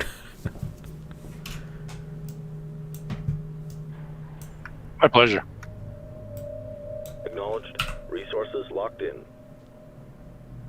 Actually, Gum asked a good question earlier about Cyberpunk 2, and I was thinking about my thoughts on its aesthetics.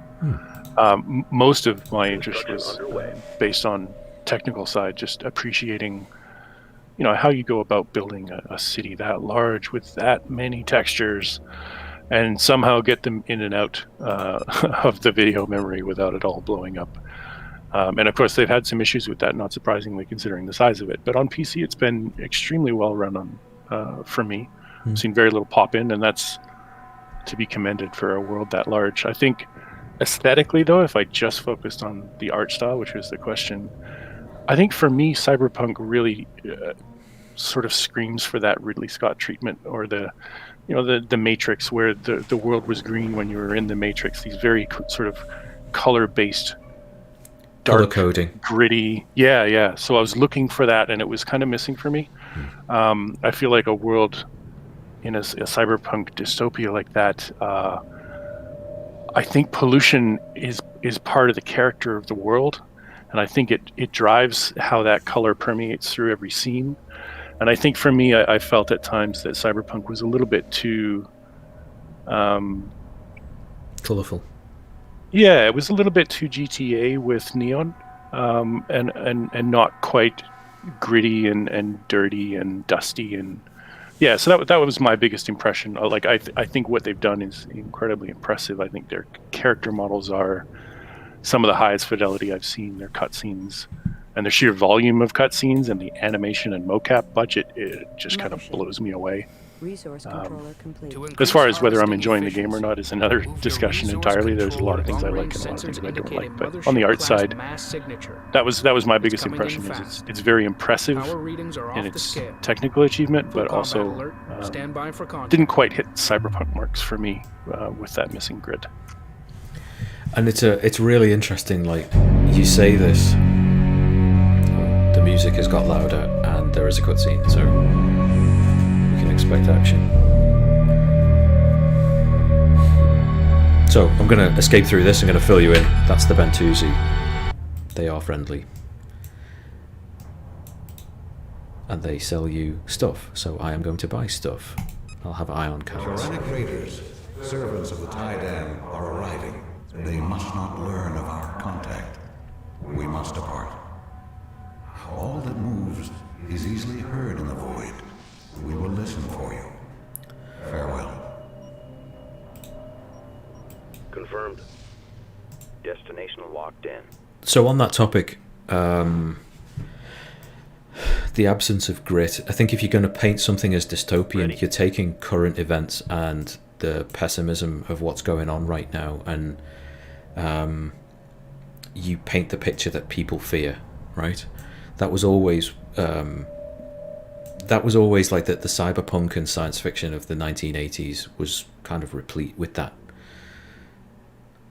I have a phone call. Sorry.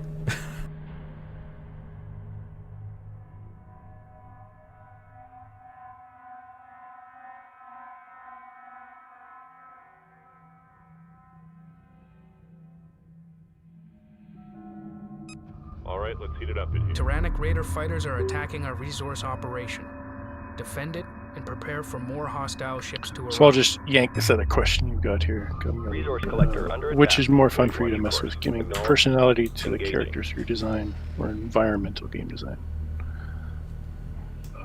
That one might be a little hard for Nick and I to answer because we're both heavily on environment side. Although Nick does character materials, so this one's probably better for Nick, and it looks like you're back. No, carry on, please carry on. All good. Copy. I think for me, I'm definitely leaning more towards environmental because I feel like character design is something that it is important, especially in the first couple of hours, for presenting who this person is and setting that memory in your mind, which is often why I feel like, especially in video games, characters will always have a hook. And what I mean by that is I feel like if you had to describe a character in a video game to somebody else, there will be often one thing that stands out that makes that character easily describable to another person. So that's usually what I'm looking for in a character. And that's not to say you can't have a character with one of those things. You know, there's lots of characters in history that don't have a standout aesthetic that helps describe them. But I find that in video games, there's often that. And then later on, I feel like the characters' memorability and importance comes from who they are. Whereas environments don't get that luxury of being able to use, you know, their behaviors as much. So you have to be a little bit more explicit in the environment as a character as far as defining how important it is to a scene, because otherwise it can be easy for an environment just to become a backdrop. There are games, in my opinion, that use the environment as a character and drive the storytelling through the visuals, do some of the best narrative work, in my opinion. But that might be a little bit personal. I don't know if other people feel that way. That's just how I do. Well, let's open it out. I mean, is that true for everybody else? Anybody else? Docking underway. Wing, watch your course. Resource collector taking enemy fire. Damcon level 2. I will admit, I did miss that. I did miss that question. How far up the thing is it? Assume combat stations. Drawing light fire. We're under fire. Resource collector taking enemy fire. Not too far. Group 2 Maybe half a reports page. enemy contact. Standing by. Resource collector under attack. Target confirmed. Contact confirmed. We've got a situation here. Resource collector taking I'll enemy fire. repost it for him. Alright, let's heat it up in here. Watch your 6. Resource collector taking enemy fire. Wingman, tighten it up. Where's the escort? We need cover here. Roger that trailer, I see him. Drawing light fire. We're under fire. Confirmed. Yeah, which is more fun? Resource collector under attack. Fun is, I don't know, fun seems relative, especially during, you know, when you're talking about the nature of the work. It's tasks that need doing as far as I'm kind of concerned. Tyrannic Raider capital ships have just emerged from hyperspace near the mothership. But I don't want to paint a very dry picture of the work. Like, yeah, work is important, but you've still got to have job satisfaction. For me, as a kind of materials guy, the materials are the bit that communicate directly with the player, as far as I'm concerned. And you know, you're talking there about which bit is the important bit. Communicating with the player, telling them what to do, whether the gameplay is more significant. Mothership. Would it be as successful without visual variety? Copy. I don't know. These are the things that are on my mind when I'm kind of thinking about solving those problems.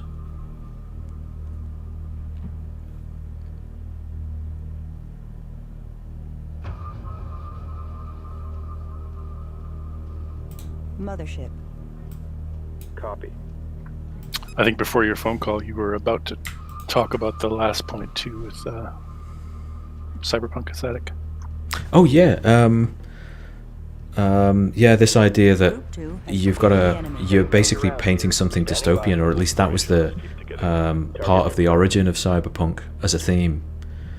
If people seem to be worried about AIs taking over, you get Terminator. If people are worried about pollution and all of that kind of thing, you get the Blade Runner series.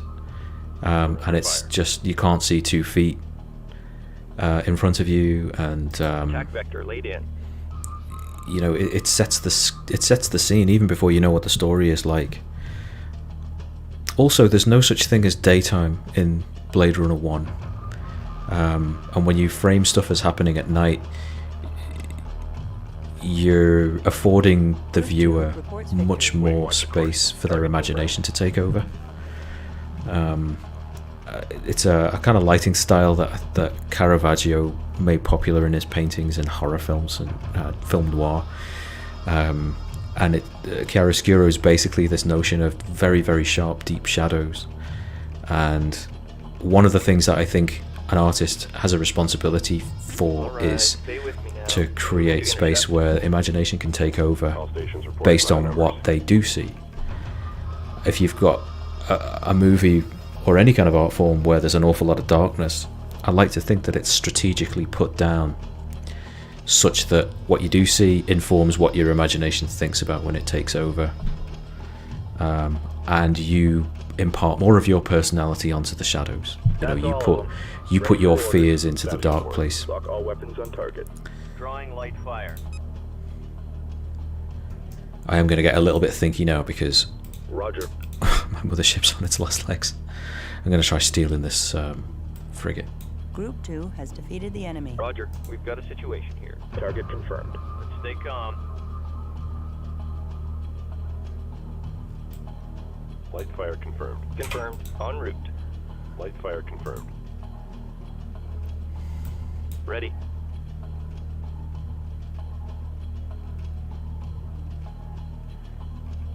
Stay on top of them. Assume combat stations.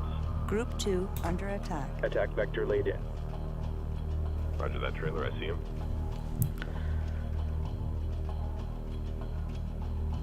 Jesus, from the jaws. Hopefully it survives.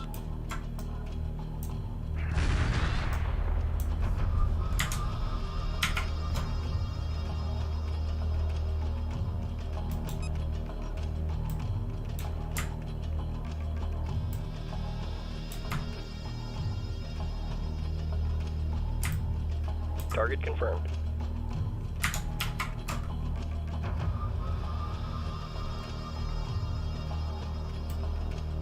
Standing by. Docking with mothership.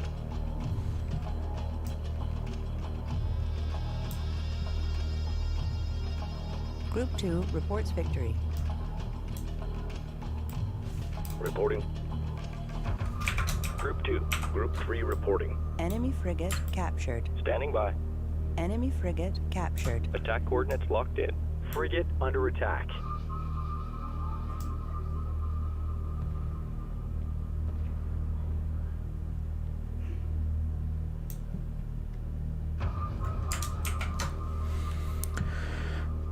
Would you say you have a favourite enemy or friendly armour design in games or fiction in general?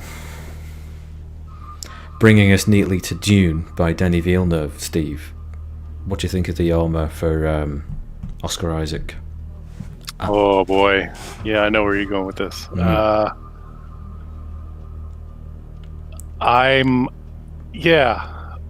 It didn't jump out as me as super successful at first glance.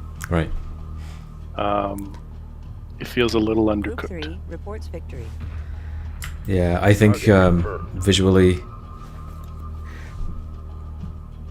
looking at the trailer, looking at the stills, I like to think it's painting half a picture because it's a little bit. I hope so too. Yeah. It's just a little bit dry. Moving to intercept.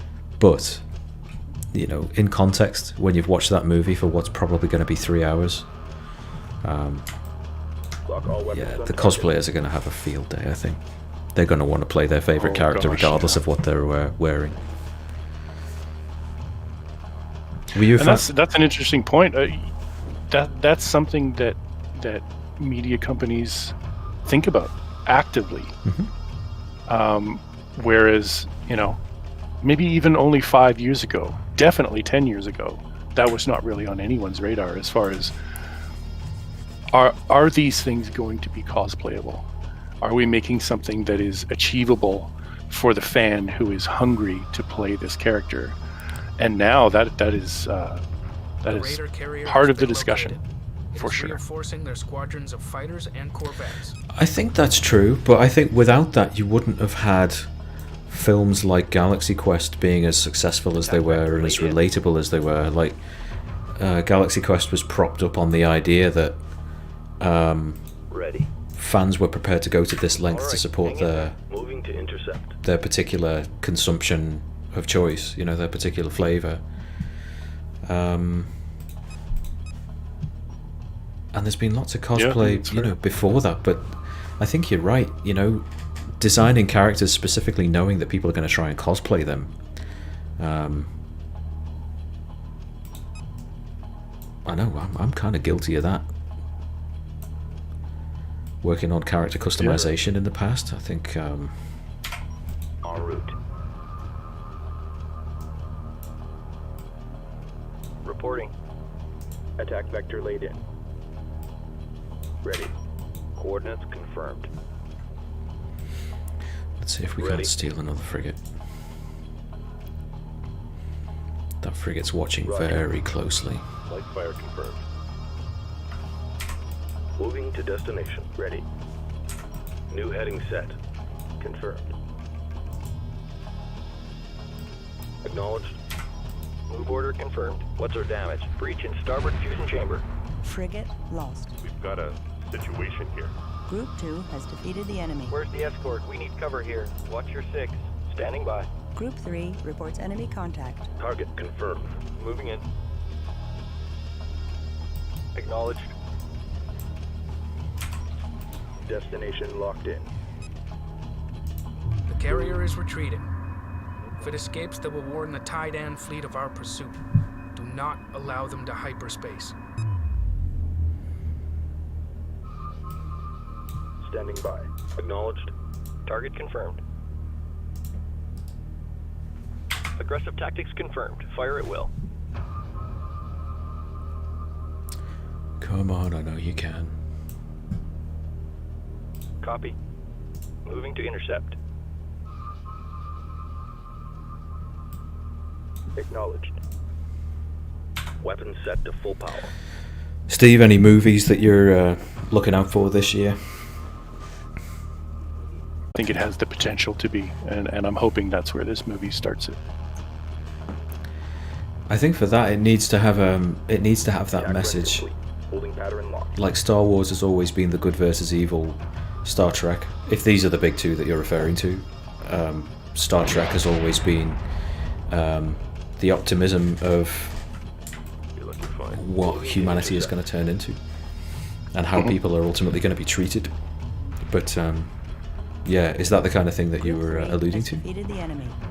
Yeah, totally. I think what I find interesting about Dune is I think it has some other interesting themes in it, like, you know, the ruling houses and the politics between them and the fight for resources. I think that's where it may be able to, you know, stand on its own 2 feet, and that I think Sharp affairs.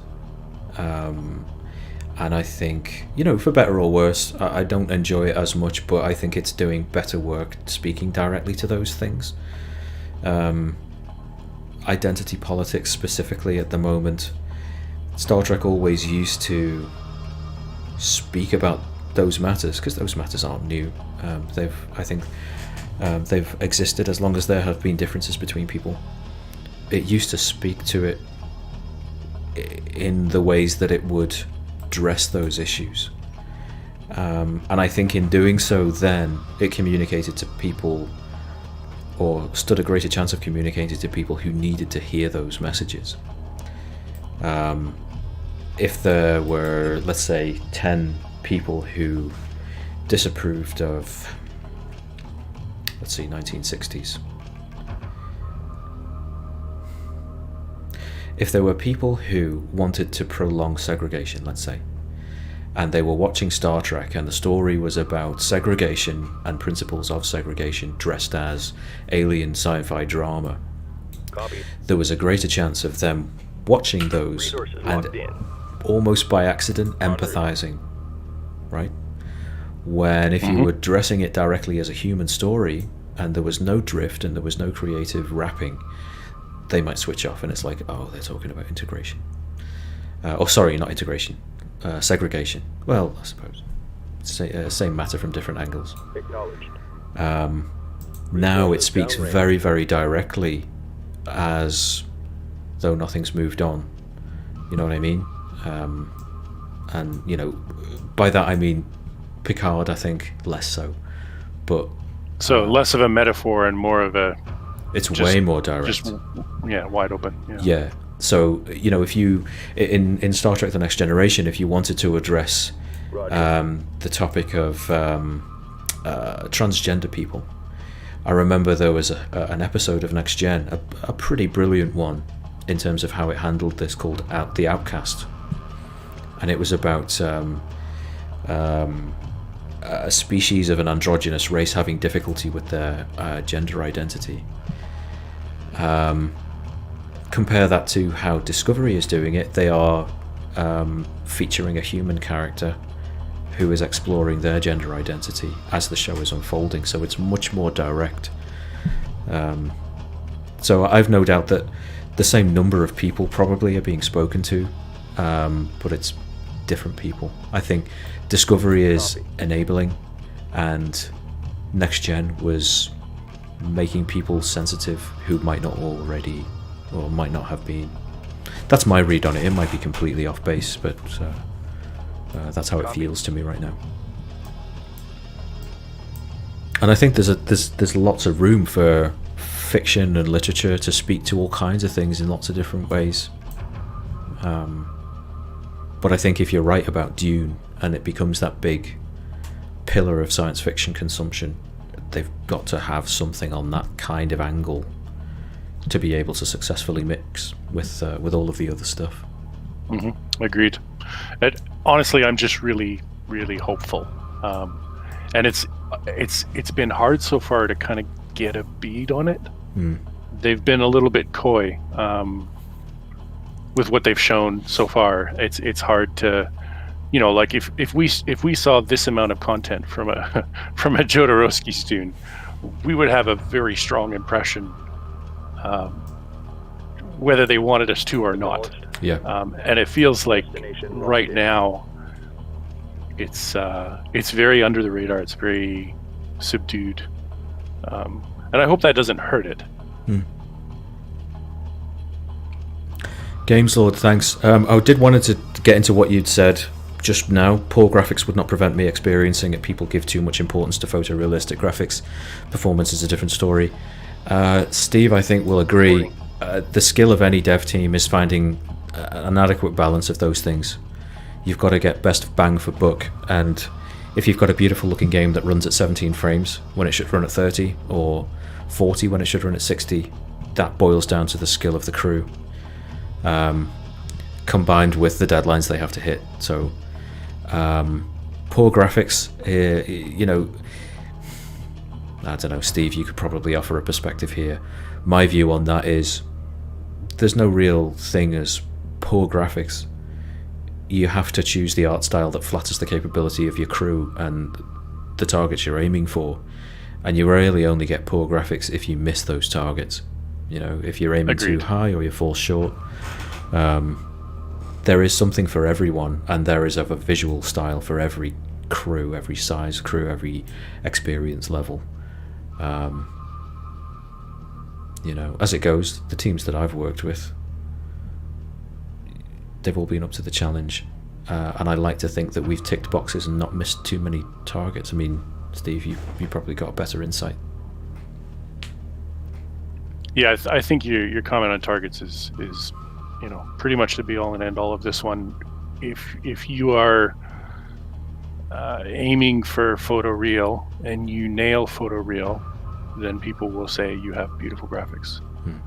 If you are aiming for a very aesthetically pleasing, fitting, you know, I'm thinking Ori and the Will of the Wisps, a great example. Not what you would call photoreal, but also what you would call beautiful, stunning graphics. So, you know, in the end, sometimes graphics gets conflated with realism. I don't think that's correct. I mean, I'm remembering back to a day when on an 80286 my friends would talk about this new game that we have and how the graphics are amazing. And there was a huge difference between graphics changes back then and what graphics changes are now, as far as the leaps were so intense. You know, we were going from playing California games on a CGA monitor with 4 colors up to playing it on a VGA with 256. And that leap when we talked about graphics back then was, oh boy. You know, that's when you can really say the graphics were better and it made my experience incredibly different. These days, I absolutely agree with you. It's about hitting your target. You know, if you go for photoreal and you miss on 3 assets in a frustum, it catches the eye and it yanks you out. And you know, the room for error there is so narrow, especially with photoreal. So I think that's definitely why games are careful to avoid it if they have a smaller team, or there's also the argument that photoreal also doesn't age as well. So yeah, I think your point is well taken. Like target is everything here. You know, as long as you're hitting what you're aiming for, I think you could be said to have good graphics. I think this is a conversation. Well, I'm not going to separate it out because I think all of our conversations could expand out into really sprawling ones. You know what I mean? But this touches on a subject that I've thought about for 30 years, and that is, you've got to tune your expectations to what the result's going to be, to the technology and methods that you've got available. And I think you get the biggest mismatch when you aim for something when you do it the other way. When you try to take a high concept and you try to accommodate the technology available to it, rather than seeing what there is technology-wise and steering your ideas towards what that does really, really well. And I think there are some pretty stark examples, at least in movies, of that working. The first is the original Tron, where you've got someone stumbles across this technique for backlit animation, where you get real light pouring through film cell and straight into the lens, and you're recording that, and it's a brilliant technique. But then you find that you can make a feature film based on this tech, so let's write a script around what that visual style is conducive to, right? I think this is more to do with Tron is absolutely of its time, I feel, but it's a classic example of where visual effects tech and animation tech was in 1980, right? But I think stuff that pertains more directly to what we're talking about is Jurassic Park in 93 and Terminator 2 in 1991. At the time Terminator 2 was done, one of the things that computer graphics could do really easily was environment mapping, and you could do chrome really straightforwardly. Morphing was on the way up, mocap was also on the way up. But the rendering of the T-1000 in Terminator 2 has stood the test of time really, really well. I think the animation might not be quite as crisp, but only when it's natural motion, only when he's walking out of flame, you think, yeah, it's not that great. But, you say, what can CG do really well? Environment mapping. Perfect. Let's make a chrome character that can change shape. For Jurassic Park, that was nearly stop motion, and if you haven't seen the Phil Tippett stop motion animation tests for Jurassic Park, watch them, because they're absolutely flawless.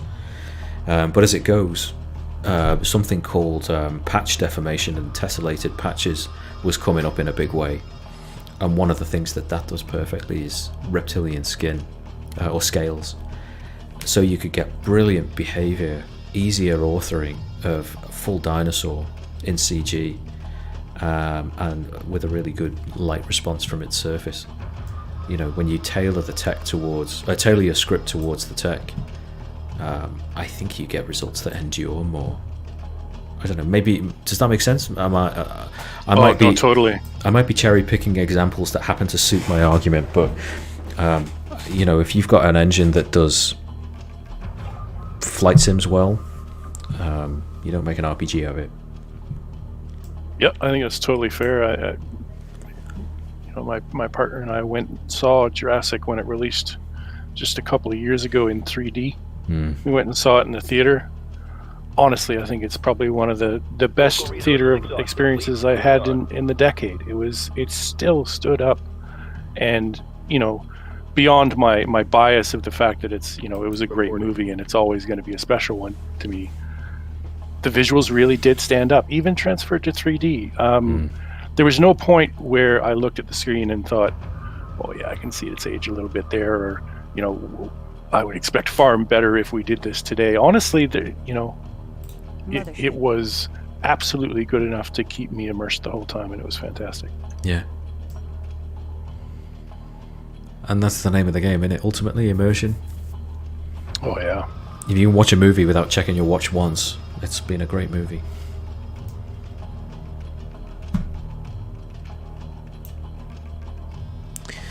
We are coming up on 2.5 hours, and this is half an hour longer than any stream that I've done on MD's channel. Steve, you've helped things go very, very quickly, and it's been a pleasure to share some time with you. Likewise. For everyone still in the chat, 16 of you, thank you for sticking with us, even though it's not MD's face that you're looking at and MD's voice that you're hearing. She, I think, is in the next room and she's working on things, but for those that are into it and are up to date, know that MD's doing really well at the moment, and she'll be back sooner than you can think. But Steve, I think we should wrap things up. These harvesting ships are going to be harvesting for, I guess, another half an hour to get all of the minerals in these asteroids, so don't want to subject the remaining audience to all of that. So yeah, thank you again, it's been brilliant. It's been my pleasure. Thanks for inviting me. Sweet. To everyone who has stuck with us, thanks again. If you are on Twitter and social media, follow MD at GamerMD83, and then me at ZenderQuai, and Steve at digital_ando. There is a GamerMD83 Discord server as well. You probably saw me tweet it out with Streamlabs. If you go to streamlabs.com/home, streamlabs.com/GamerMD83/home, you'll find all kinds of goodies there. The Discord server is one of them. So thanks again. Take care of yourselves, look out for each other, and yeah, we'll probably see you soon. Take it easy, everybody. Thanks.